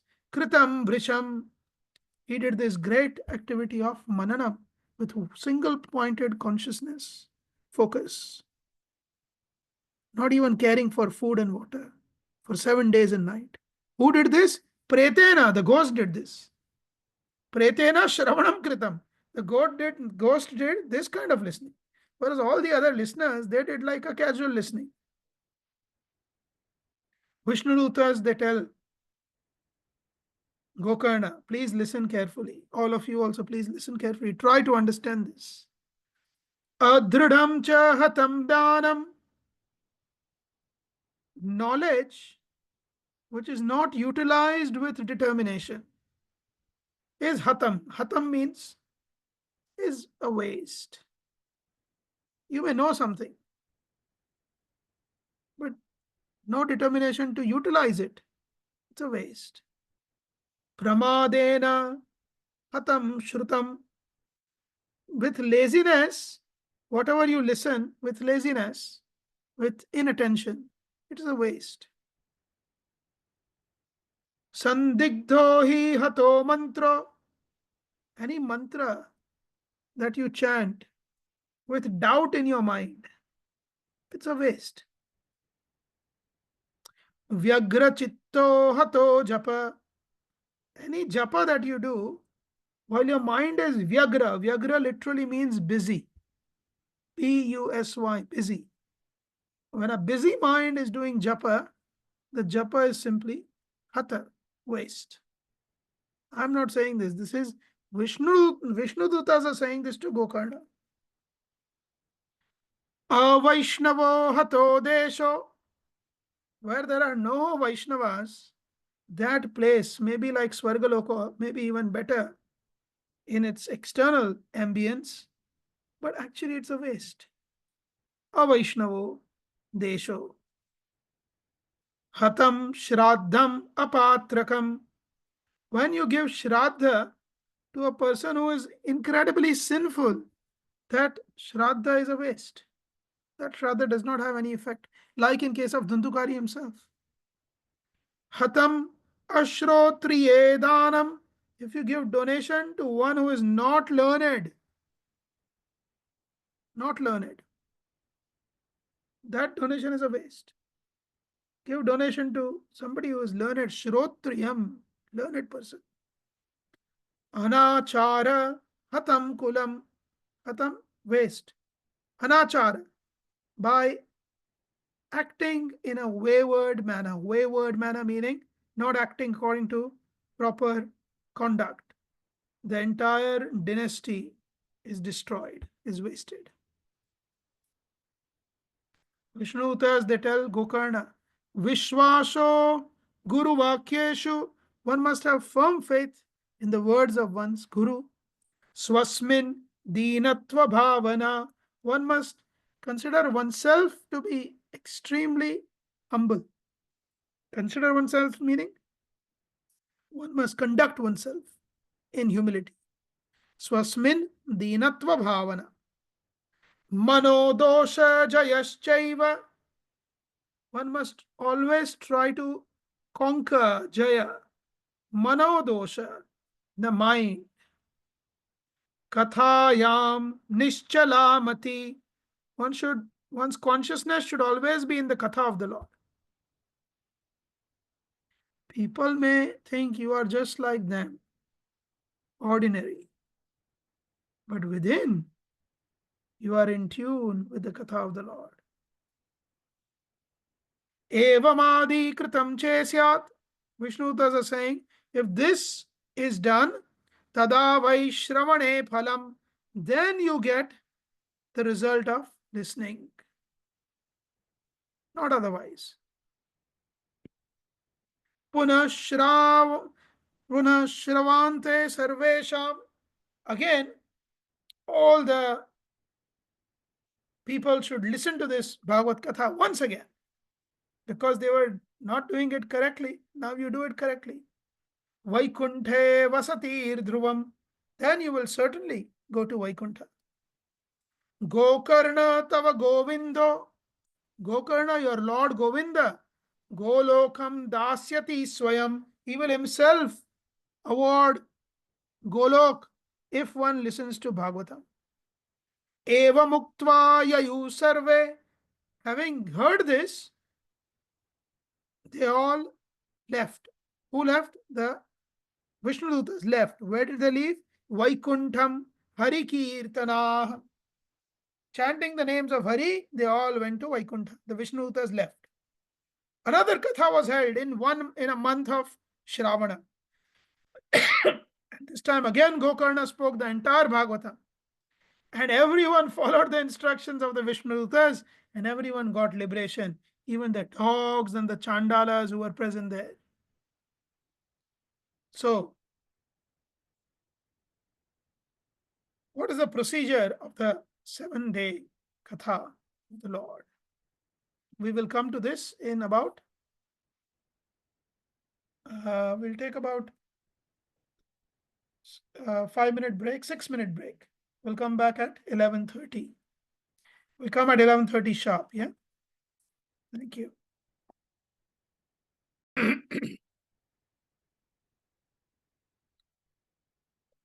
Let me try and share my screen again.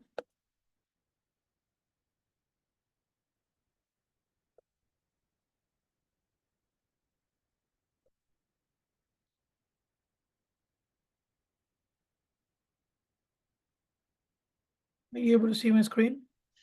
Yes, Prabhu. Okay. So then they ask, what is the procedure of hearing this Srimad Bhagavatam? In terms of the 7 days of hearing, what is the procedure? So actually, there is a lot of description given there. The Kumaras, they respond, they say that the procedure for hearing this Bhagavatam is to approach an astrologer and ask what is a good. So this is for the 7 days hearing in a certain fashion. Ask which are the good days. And then it also says which are the good months. So these are the good months. So actually, if you look at it, the 12 months, there are 12 months in a year.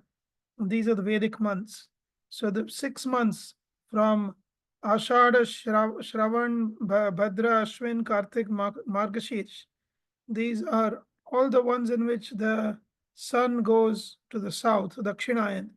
These 6 months are recommended for hearing Srimad Bhagavatam. Of course, we had the verses in Skanda Puran where it says Bhagavatam should be read Nityam. Nityam Bhagavata Seva is also the instruction in Bhagavatam. But if you are doing this specific kind of a 7-day yagya, then you approach an astrologer. And how do you invite everyone? So actually in the Padma Puran, there's also a letter which is given that you should put in the invite. So the letter, and where do you hold the katha? Either at home or it could be at a holy place. And then who should speak? So these are the questions that are being asked. And the letter of invitation says something like this: Satam Samajo Bhavita. Soon, the great devotees of the Lord, they are all samajas, means they are all coming together. They will be coming together. Saptaratram Sudurlabha, for a 7-day sacrifice, which is very rare. Apurva Rasa Rupaiva, one will attain Apurva Rasa, unmentionable essence, juice there. Katha Chatra Bhavishyati. Here, this Katha of Bhagavatam will take place. Srimad Bhagavata Piyusha, the nectar of Srimad Bhagavatam Piyusha, Panaya Rasalampata, Bhavantascha Tatha Shigram Ayat Prema Tatpara. You who really have the taste for hearing this Bhagavad Katha, please come here quickly, as soon as you can. Prema Tatpara, because you are lovers of the Lord. So you please come to listen to this Katha. Navakasha Kadachit Chet. If you are already busy and you can't come, Dinamatram Tathapitu. Still, come for 1 day. If you are too busy to come for 7 days, then just come for 1 day. Sarvatha Gamanam Karyam Shanotraiva Sudurlabha. Kshana, to spend 1 kshana in this katha is also very rare. That is why Sarvatha Gamanam Karyam. By all means, do not miss this katha. By all means. Who should speak? The speaker should be having these qualities. Virakto should be unattached. Vaishnava should be a Vaishnava. Now we see even so-called non-Vaishnavas, Shaivapanthi and all kinds of Mayavadis and all kinds of people are speaking and giving Bhagavad Katha. It's a fashion. Those speakers should not be listened to. Who says that? Here it says directly. Virakto, attached. Now people are having Bhagavad Katha, even so-called devotees. They charge 12,000 pounds. I just recently heard somebody charging 60,000 pounds for a 5-day Katha. Plus certain kind of catering, certain kind of business class air tickets, and accommodation in at least in a 5-star hotel. I said, what is this kind of a katha? Virakto. She doesn't need anything from anyone. Vaishnava.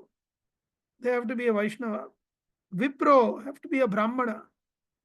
Veda Shastra Vishuddhikrit. They should be purified having studied the Shastra.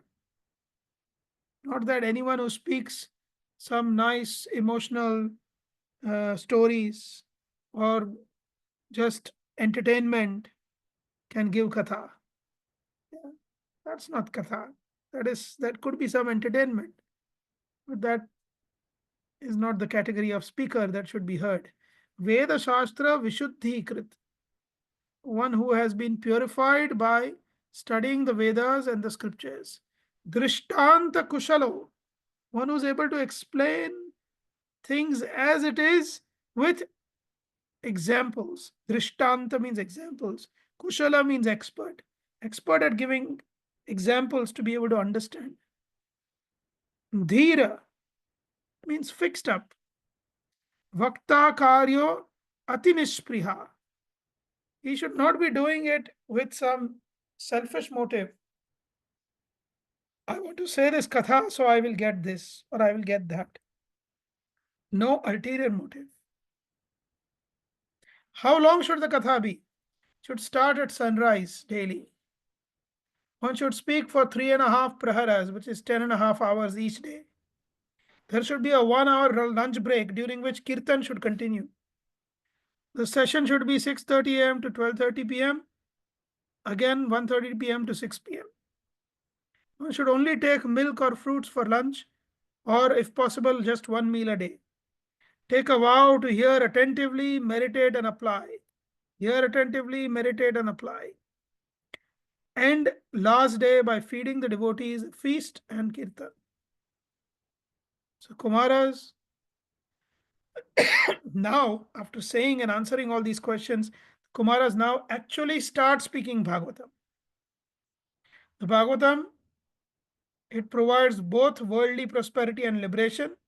And the Kumaras, they recited and explained the sacred text for 7 days. What was the effect? Knowledge, Jnana, Vairagya, and Bhakti, they were greatly strengthened. All the beings maintained self-control while listening. And as a result, the Supreme Person Vishnu was glorified. Narada's response was, he expressed deep satisfaction towards the Kumaras. So if you remember, this whole episode started with Narada originally going and seeing in Vraj, seeing Bhakti Devi young with 2 sons, Jnana and Vairagya, who were old men, lying on her lap. From that point, he then tried to figure out how to revive them. He was unsuccessful. Then there was an oracle in the sky, and he left and he saw in Badrikashram, he met the Kumaras. And then the Kumaras were ones who spoke this, answered his questions, and then spoke Bhagavatam. So Narada, in his response, he expressed deep satisfaction and gratitude. He felt blessed by the sages for their compassion. He declared he had attained Lord Hari, and he considered listening to the Bhagavatam superior to all the other spiritual sadhana. In conclusion, while Narada was speaking, Shukadeva Goswami unexpectedly appeared there, personally. And the same verse is in Bhagavatam also. Shukadeva Goswami said, Nigama kalpataror galitam phalam. This Bhagavatam is Nigama kalpataroh, of the tree of the wish fulfilling tree of the Vedas. Wish fulfilling tree of the Vedas, Galitam phalam. It is the ripened fruit. This Bhagavatam is the ripened fruit of the wish fulfilling tree of the Vedas. Shukha mukhad amruta drava samyutam. It is full of amruta, full of nectar, full of the juice of nectar. Amruta drava means juice. Samyutam, full of. Shukha mukhad. And it has been pecked by the parrot, or it has been pecked by Shukadev.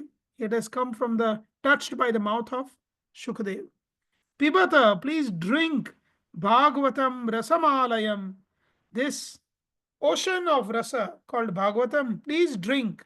Muhu, again and again, non-stop, keep drinking. Aho Rasika, oh great connoisseurs, oh great individuals who have taste of Bhagavatam, Bhuvi Bhavuka, who on this earth have appeared to deliver everyone. Please drink this Bhagavatam. This Bhagavatam, Dharma Projita Kaitava Atra, in this Bhagavatam Atra, here, Dharma Projita Kaitava, all varieties of cheating religions or things that are not directly pleasing to the Lord have been kicked out. You will not find that in Bhagavatam. Paramo Nirmatsaranam Satam, those who are non-envious of the Lord, non-envious of other living entities. Such sata, such devotees, they can really relish this Bhagavatam. Vedyam Vastavam Atra Vastu. Here, the real thing, that is the Supreme Lord, is to be known through this Bhagavatam. Shivadam Tapatrayon Mulanam. And what will this Bhagavatam give? It will give you bhakti, which is auspicious. Shivadam. And this bhakti, Tapatrayo Unmulanam, will uproot the threefold miseries. Srimad Bhagavate Mahamuni Krite. This Bhagavatam, which was compiled by Vyasadeva, the great Muni. Kim va parai Ishwaraha. What literature other than this Bhagavatam is needed to attain the Supreme Lord? What literature is needed? So it's a rhetorical question saying, if you are really, really thirsty, what is needed other than water to quench your thirst? You don't need, a bottle of water is good. You don't need a well, you don't need an ocean. Srimad Bhagavate Mahamuni Krite Kimva Parai Ishwaraha. Why? Whoever listens to Bhagavatam, Sadhyaha, immediately, Hridi, in the heart, Avarudhyate, is bound. Atra. Here, by listening to Bhagavatam, Krishna gets immediately bound in the heart. Kritibhihi. But who will be able to hear this? Only those who have enough pious credits. This verse also occurs as the second verse of Bhagavatam. Shushrushubihi. Those who are sincerely desirous of hearing Bhagavatam will hear it. Actually, the fact that you all are here online, listening to this katha, do not think it's an ordinary affair. Do not think that it was because of some Kartik Chandra Das or some school of bhakti or some whatever that you are listening, or because you paid a little fee, which is some whatever 30 pounds, 20 pounds. This is all superficial. You are here because millions and millions of years of pious credits, of acts that you perform knowingly and unknowingly, all those results have appeared together at once to allow you to be present and listen to this katha. Not ordinary. Kritibihi, Shushrushibihi, Tatshanat. Immediately, Hari or Krishna or Ishvara gets avarudhyate, gets contained, confined, is captured in the heart of the person who hears Srimad Bhagavatam. Shukadev Goswami then says, Srimad Bhagavatam Purana Tilakam. This Bhagavatam is the best of all Puranas. Yad Vaishnavanam Dhanam. This Bhagavatam is the real wealth of Vaishnavas. Yasmin Paramhamsyam Evam Amalam Jnanam Param Giyate. In this Bhagavatam, only transcendental knowledge is glorified, nothing else. You don't find in Bhagavatam what you should chant to get a beautiful wife, what you should do to grow your business, what you should do to pass an exam. You will not find in Bhagavatam. Only transcendental topics. Yatra, in this Bhagavatam, Jnana, knowledge, Vairaga, Bhakti Sahitam. See, this Bhagavatam will give you all three: knowledge, detachment, and increase of devotion. Naishkarmyam avishkritam. You will start acting, living transcendentally. Tat shrinvan prapathan vicharana paro. By hearing this Bhagavatam, prapathan, by actively studying Bhagavatam. See, it says studying. So listen, don't go home and forget. Study. And vicharana para, think and act. by listening, studying, and thinking and acting. Bhaktya vimucchen naraha. With bhakti, if one does this, one will be fully liberated. This is Bhagavatam. Swarge in Swargalok, Satye in Satyalok, Cha Kailashe in Kailash, where Lord Shiva resides, Vaikunthe in Bhu Vaikuntha, where Vishnu resides, Nasti Ayam Rasaha. This sweetness that one finds in hearing Bhagavatam is not found in Swargalok, Satyalok, where Brahma is, Kailash, where Shiva is, or Vaikuntha, where the Trinity, Vishnu is. Ataha, therefore, Pibantu Sadbhagya, O fortunate ones, please drink. Mahama Munchata Karhichit, please don't give it up ever. Shukdev Goswami is personally requesting all of us.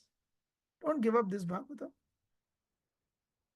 In that divine assembly where Bhagavatam was glorified, Lord Hari himself appeared with his devotees, Prahlad, Ali Maharaj, Uddhava, Arjuna, they all appeared. Shiva, Parvati, Brahma, they all joined the assembly. Narad worshipped them all. And then there was a celestial performance. Prahlad, he started clapping his hands, singing. Uddhava was playing on kartals, brass kartals. Narad Muni was playing on his veena. Arjuna was providing the vocal music. He was singing. Indra was playing the mridanga. Kumaras, they were singing in chorus after Arjuna. Shukdev, he expressed his emotions through many, many compositions in between. And Bhakti, Jnana, and Vairagya were dancing. What an assembly. This is what happens where Bhagavatam is being sung, where Bhagavatam is being spoken. Lord Hari was pleased and he offered a boon to everyone. He asked, what would you like? And the devotees requested, Lord, please be present at all future Bhagavat recitations. Lord Hari agreed and he disappeared. Then, in conclusion, all the listeners were delighted. Their delusions were dispelled. Shukdev established Bhakti and her sons in this Bhagavatam. And Lord Hari entered the hearts of the devotees who had heard the Bhagavatam recitation. Bhagavatam promises eternal happiness to those who are suffering externally from poverty and misery, from Maya's delusion, and from the cycle of births and deaths. Shaunaka. So this is, the Mahatmya is almost finished, but Shaunaka has some questions. Shaunaka is asking Suta, when was this Katha spoken? What is the timeline? Because I've heard that Shukdev spoke to Parikshit. Gokarna, you said, spoke to Dhundukari, the Bhagavatam. You said Kumara also spoke to Narada. So there are so many narrations of Bhagavatam. What is the timeline? So he gives the timeline. And I've done, based on the references, here are the references you can see. Based on the references and the astrological constellations, I worked it backwards to find out what the timelines were. So this is a timeline. February 18th, 3102 BC, Krishna disappears and Kali Yuga begins on that day. Soon after, within few days, if you remember, Skanda Puran Mahatmya, Uddhava speaks to Vajranabh and the queens of Krishna, he speaks Bhagavatam. That was soon after Krishna's disappearance, maybe a few months. Then, 30 years after that, in 3072, in the month of August, Shukdev speaks to Parikshit Maharaj on Bhadra Navami. On Bhadra Purnima, Bhagavatam is finished. So, and what is Bhadra Ashtami? It is Radhashtami. The day after Radhashtami, Srimad Bhagavatam started to be spoken by Shukdev Goswami.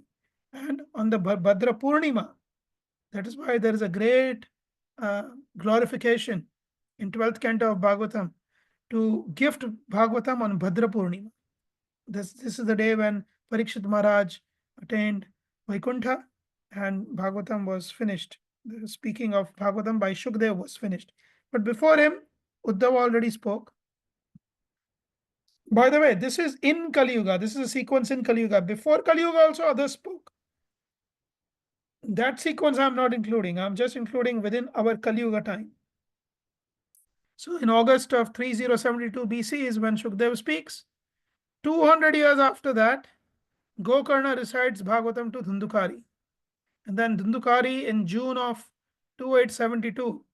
By the way, all of these dates, months, years, these are all mentioned in the Shastra. Directly, not indirectly. I'm not surmising based on some speculation. These are all directly mentioned.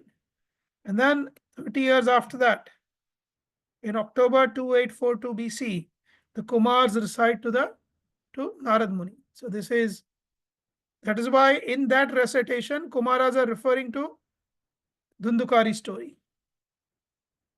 Okay. And Gokarna is already reciting what was recited by Shukdev Goswami. Shukdev Goswami has already been predicted by Uddhava. If you remember, Uddhava told Parikshit Maharaj, don't worry, you go and control Kali. In the future, Shukdev will give you Bhagavatam. If you remember, he said that.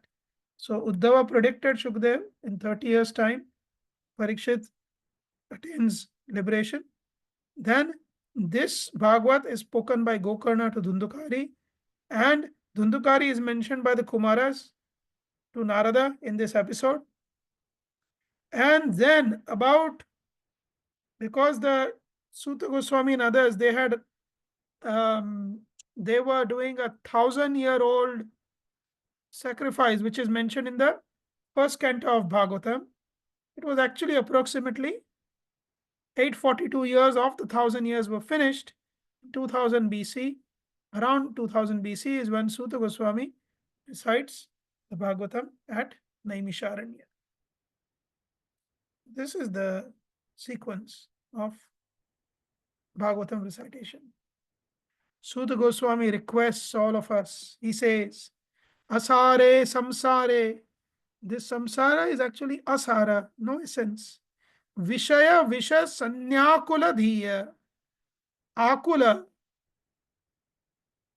Akula means disturbed. Dhiya means our minds, our consciousness is so disturbed. Why? Sangha, because of our attachment. Sangha. To what? To visha, poison. Poison of what? Poison of vishaya. Poison of sense objects. So in this world, which is of no essence, we have got a consciousness which is always anxious because of our attachment to the poisonous sense objects. In this world, Suta Goswami's personal request to all of us is Kshanardham, at least for half a Kshana. Please, Pibata, drink. Shukagatha Atula Sudham. This is Atula Sudha. This is nectar which is not even found in Swargalok. Atula Sudha. Gatha, Shukagatha. This Bhagavatam which is spoken by Shukadev, which is not found even in Swargaloka. This nectar, Atula nectar. Atula means incomparable nectar. Kshanardham, at least for half a Kshana. Please drink this for half a Kshana. What a humble request. Does anyone know how much one Kshana is? Anyone knows? How much is one Kshana in modern time? Yes? No? Is everyone still listening? Is it 2.5 seconds? Huh? Is it 2.5 seconds? 2.5 seconds. Yeah. Millisecond. Second. We will see what a kshana is. But he's saying, please drink at least for kshana ardham, for half a kshana. Kimartham vyartham bho. My dear brothers and sisters, why? Kimartham, why? Vyartham, why are you wasting your time? Vrajata kupathe kutsita kathe. Why are you wasting your time following all kinds of misleading paths? Kupathe. So many things you are having faith in. You have faith in some yantras, mantras, some gems, some so-called doctors, so-called rich people, politicians, managers, well-to-do people, this person, that person, your wife, your family, your this, your relatives, your friends. You have so much faith in so much. Why? Bho vrajata kupathe. Why do you have so much faith in these misleading paths? They won't save you. Kutsita kathe. And you spend so much time in kutsita katha. Useless topics. Useless topics. Someone came to meet me recently for 2 hours.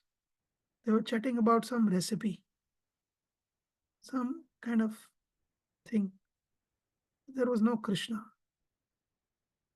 Of course, when a guest comes, you have to be a little accommodative and cordial. So I just went with the flow, but at the end of it, I felt like I really wasted my 2 hours. Kutsita kathe, all kinds of talks, useless talks. Kimartham vyartham, why are you wasting? Parikshit Shakshi, if you don't have faith, see, Parikshit is your proof, Shakshi. Yat Shravana Gata Mukti, Yukti Kathane. If you think that I am just saying that simply by hearing Bhagavatam one will get mukti, then don't trust me. See the proof. Parikshit Shakshi. Shanardham Pibata. Please hear Bhagavatam at least. Drink this Bhagavatam at least for a moment. For one kshana, half kshana. What is a kshana? In 3rd canto, 11th chapter, this is the Vedic time.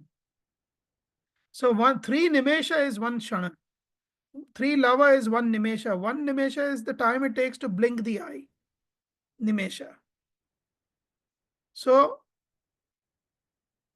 kshanardham is 3 nimeshas, which is eye blinks, is about 1.6 to 2 seconds in modern time measurements.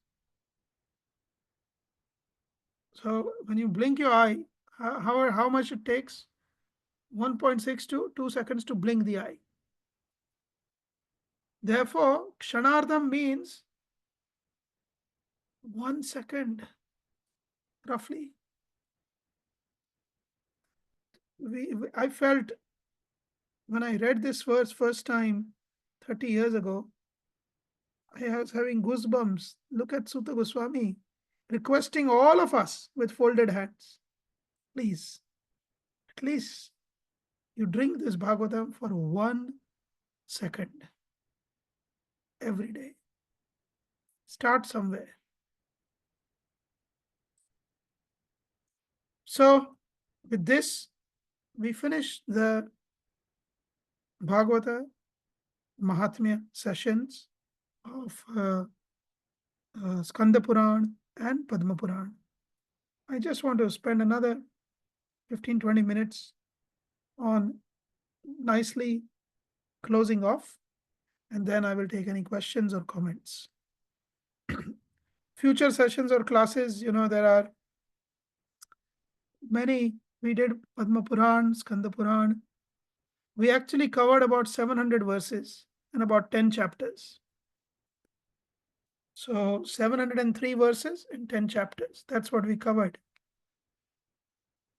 in the last, including this, 5 sessions.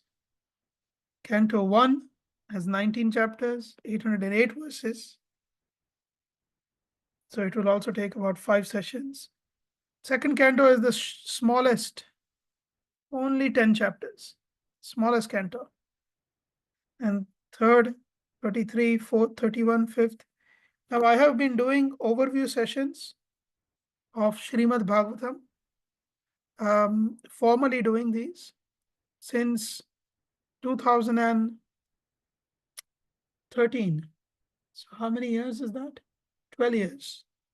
So I've done Mahatmya, but there were some gaps because of COVID and things like that. So we have done all of this. Padma Puran, Skanda Puran, in manner we have done Canto 1, Canto 2, Canto 3, Canto 4, Canto 5, in great detail, overview. And then Canto 6, 7, 8, and we have done 6, 7, 8 also. Canto 9, we are going to do overview session of Canto 9 in September. It'll be about August, September sort of time frame. It will be about 9 to 11 sessions, something like that. And then we shall be doing next year onwards, 10th canto. But I'm going to take a test before I do 10th canto. And 10th canto is the largest canto with 90 chapters. You can't see the red color because it merges with the color of this thing. Anyway, so it has 90 chapters. It's the largest canto. But we won't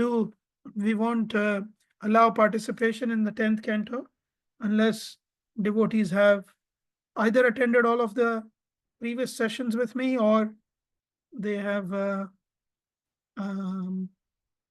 they passed the test for the first 9 cantos. Simple test, very easy test, multiple choice. So 10th canto, I'm really looking forward to.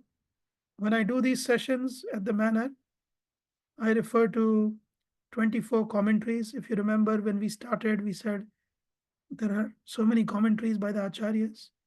And I refer to those commentaries and I bring the essence of all those commentaries in our discussions. So next year is going to be a big year, doing the 10th canto, then 11th and 12th. And I don't repeat any of the sessions. So 9th canto, it's already on Mena's website. Anyone who would like to join may join. I want to finish with something sweet. Sanatana Goswami says that the principle is madhurena samapayet. One should always finish with sweetness. Sweet should be served at the end. If it is eaten at the beginning, it disturbs digestion. If it is eaten at the end, it helps digestion. So Sanatana Goswami's own words are very sweet. Sanatana Goswami summarized the 10th canto of Bhagavatam by writing a book called Shri Krishna Leela Stava. And he summarized this book, or he completes this book with these verses about Bhagavatam. He says, Sarva Shastra Abdi Piyusha. Bhagavatam is, Abdi means ocean. Shastra means scriptures. Scriptures are like an ocean, huge ocean, millions of verses. Bhagavatam is like Sarva Shastra Abdi Piyusha, is the nectar of the ocean of all scriptures. You take all the scriptures and you find the essence of all of them. Nectar drop of all the scriptures is in Bhagavatam. These are not my words. These are Sanatana Goswami's words. He is our Sambandha Acharya, the older brother of Rupa Goswami, one of the 6 Goswamis, direct disciple of Lord Chaitanya. Sarva Vedaika Satphala, Eka Satphala, the only true fruit of all the Vedas is this Srimad Bhagavatam. Sarva Siddhanta Ratnadhya. There are so many Siddhantas that you can arrive from by reading so many books. So many conclusions you will come to. But the conclusion of all conclusion, the gem of all conclusions, Ratna, gem, Adhya, the gem which is worth bearing on our foreheads, Siddhanta of all conclusions, is in Bhagavatam. Sarva Loka Eka Drikaprada, the only book that will guide all beings, not humanity. All loka means all the lokas, from Patal Lok to Satya Lok. Only one book is required. Srimad Bhagavatam. Sarva Bhagavata Prana. Those who are Vaishnavas are also known as Bhagavatas. This Srimad Bhagavatam is the life of all the Vaishnavas. Srimad Bhagavata Prabho. This Bhagavatam is the master of all the Vaishnavas. Kali Dvanta Udita. Bhagavatam is the Aditya, is the sun. Udita, which has arisen, which has come out. Dvanta, to destroy the darkness, Kali, of Kali Yuga. It's the sun that's come out to destroy the darkness of Kali Yuga. This Bhagavatam. Shri Krishna Parivartita. This Bhagavatam has manifested directly from the mouth of Krishna. To Brahma, he gave this Bhagavatam directly. Paramananda Pathanaya. One who really studies, Pathana means studies. Sanatana Goswami is saying study. One who studies this Bhagavatam receives ultimate transcendental happiness. Prema Varshi Aksharayate. Every syllable of Bhagavatam oozes prem, love of Godhead. There is love of Krishna in every syllable of Bhagavatam. Sarvada Sarva Sevyaya. Bhagavatam is worth serving by everyone always. Sarvada, always. Sarva Sevyaya. One must do seva of Bhagavatam, Bhagavat Seva, always. Everyone must do. Finally, he says, Shri Krishnaya Namostute. I bow down to Bhagavatam, who is Krishna. Shri Krishnaya Namostute. Bhagavatam is Krishna. And that's why his personal connection with Bhagavatam, Sanatana Goswami says, Madeka Bandho Matsangi. Bhagavatam, you are my only friend. Matsangi, you are my only companion in life. Madguru, you are my only guru. Mad Mahadana, you are my greatest wealth, Bhagavatam. Mat Nistaraka, you are the one that will deliver me. Madbhagya, you are my greatest good fortune. Madananda, you are my transcendental bliss provider. Namostute, therefore I pay my obeisances to you. You are so powerful. Asadhu sadhu tadai. You make a asadhu into a sadhu. Ati nichochatarka. You make ati nicha, one who is very downtrodden, very fallen. Ucha taraka. You uplift that person and make him most elevated. Most downtrodden, you make them most elevated. Ati nicha, ati ucha. Hana muncha kadachin mam. Oh dear Bhagavatam, please never leave me, never leave me. Na kadachit muncha mam, never leave me. Premana, with love, ritkantayo spura. With love, please always remain in my heart, rit kantayo, and in the throat, which means Bhagavatam is always in my words and in my heart. This is a prayer of Sanatana Goswami, personal prayer. And Bhakti Siddhanta Saraswati Thakur said, what did he say? Even if all of the books of the world were to be burned, there would be no harm, provided one treatise was left, the Srimad Bhagavatam. Finally, you all might think that the school of Bhakti organized this. Somehow I reluctantly agreed. And then I had some health challenges and we had to miss some classes. Some classes you asked me to cancel because you had a few other important things to do. Somehow or the other, we have come to this point that we have finally managed to conclude successfully this Mahatmya of Srimad Bhagavatam. Therefore, here is a verse that I was inspired to compose. I composed this verse 15 years back, is the same verse. Composed based on Krishnadas Kaviraj Goswami's verse in Antilila, last chapter, chapter 20. The verse says, Shrota Charanayorenu,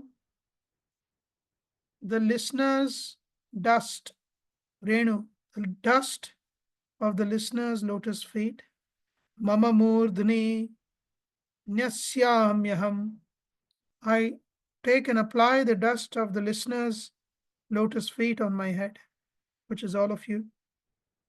Bhavadbhir amritam pitva, because you have all now drunk the transcendental nectar of Srimad Bhagavatam.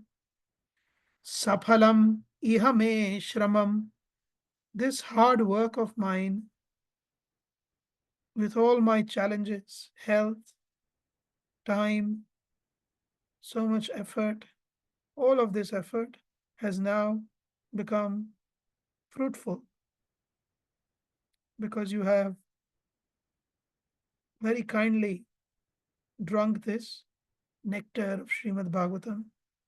And therefore, I pay my obeisances to all of you and take the dust of your feet on my head. This is the verse that I really mean, because it is not ordinary for anyone who listens to this Srimad Bhagavatam. Thank you very much. His Divine Grace Srila A.C. Bhaktivedanta Swami Prabhupada ki jai. I just want to show you this as the last and final image.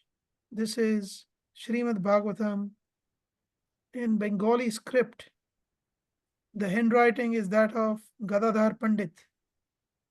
And this is the copy that he would use to recite Srimad Bhagavatam to Lord Chaitanya. And even Lord Chaitanya would spend up to 8 hours every day. How many hours? Up to 8 hours every day, hearing and discussing Srimad Bhagavatam. Krishna himself doing it with the duty of Srimati Radharani. So we are very fortunate that Srila Prabhupada has given us this opportunity to listen to Srimad Bhagavatam. With this, I officially can announce that we have completed the Mahatmya sessions. I hope it has been worth your time. And please, all of you, my request is to continue to study Srimad Bhagavatam every single day. Who am I to request you actually? Sutta Goswami says in such humility, Kshanardham, even if you study Bhagavatam for 1 second.